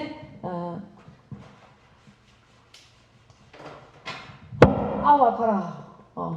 하나는 유튜브에 IM 선교회에 가시면 IM 선교회 전체 소식과 마이크 선생님의 전반적인 영적인 흐름과 행보를 볼 수 있습니다. 그리고 하나는 레베카의 트리플 스쿨이라는 게 있어요. 트리플 스쿨. 레베카 선교사님 마이크 선생님 아내분이신데 말씀 아내분보다는 트리플 스쿨의 창시자로 유명하시죠. 트리플 스쿨 이 전반적인 것들을 구성하시고 지금도 개발시켜 가시는 분이에요. 지금도 이제 영상들이 올라오고 있어요. 그리고 저는 공동체에서 실제적으로 신앙생활 학습 선교 이 홀리 트리니티 시스템을 개발하는 사람이거든요. 그래서 그냥 이렇게 제가 제 유튜브는 광고하거나 이러진 않아요. 이거는 사실 원래는 제가 아침마다 우리 선교사님들을 교육하는 그런 것을 했는데 지역에 인큐베이팅을 하셨던 우리 선교사님들이 클라이쌤이 하는 그 교육 본부에서 하는 것을 좀 찍어서 올려줄 수 없냐 해서 만든 거예요. 그래서 우리 메인 디렉터 선교사님들 여기 이제 들어와 있어서 요번에 이제 만들었어요. 여기에 이제 들어오시면 유튜브 채널에서는 여기는 이제 홀리 트리니티 오늘 얘기했던 것도 다 들어가 있어요. 그리고 여기는 트리플 스쿨이라고 써 있네요. 그렇게 돼 있고요. 그리고 이제 홈페이지로 오시면 I am learning co.kr이야. 그냥 kr이야. co.kr이겠지. 여기는 그냥 kr입니까? 여기는 저희가 하고 있는 교육 자료들 있죠. 교육 자료 플러스 교육 강의들이 다 올라가 있고요. imbooks.kr 여기는 출판사 홈페이지인데 저희 출판사 홈페이지라서 저희가 만들어 놓은 교재가 여기서 판매가 돼요. 그래서 혹시나 이런 것들을 아이들한테 교육을 시키고 싶다 하시거든 이쪽 여기를 자료를 잘 활용하셔서 이제 하시면 되겠습니다. 제가 좀 힘을 없이 하긴 했지만 그렇다고 강의가 힘없진 않았죠. 내용이 또 하나님이 여러분에게 꼭 전하시고 싶은 그런 내용이었기 때문에 아마 여러분에게 충분히 은혜가 됐을 거라고 생각이 되어져요. 저희 아이들이 그렇게 훈련을 받은 아이들이 한다살 캠프 때 이제 리더로 섬기면서 진단이 되어져. 저희는 한다살 캠프를 MRI라고 하거든요. 어디가 아픈지 어디가 건강한지를 MRI를 찍어보면 나오잖아요. CT 찍어보면 나오는 것처럼 현장에 넣어보면 잘하는 줄 알았는데 아닌 아이가 있고요. 아닌 줄 알았는데 꽤 잘하고 있었던 아이들이 드러나요. 그러면 칭찬한 아이들은 칭찬하고요. 못하는 아이들은 격려해서 그 부분을 다음 사역 때까지 열심히 키웁니다. 어떤 애들은 지금 오늘도 우리 사랑 선생님이 얘는 체력을 키워야 될 것 같아요.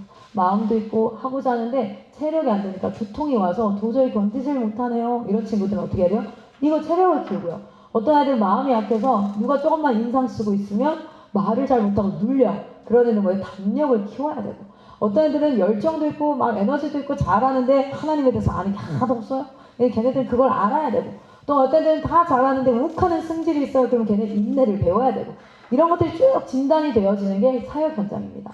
그리고 그 사역 현장에서 저희는 현장에서 혼내지 말라고 그래요. 제발 혼내서 걔가 고쳐질 거면 혼내시라고. 근데요 대다수는 안 고쳐져요. 걔가 그걸 어떻게 하면 할 수 있게 도울 수 있을까? 이게 조력자의 모습이지요. 우리의 조력자신 성령께서 오늘도 우리를 가르치길 원하세요. 근데 우리가 그것을 들으려고 하지 않는다면 배움을 얻을 수 없겠죠. 그래서 우리 사역자분들한테 얘기해요. 1년에 1독 성경 읽지 않을 거면 사역 그만두세요. 저는 하나님 앞에 약속했어요. 하나님 제가 1년에 4독 하지 않으면 저 사역 그만이에요.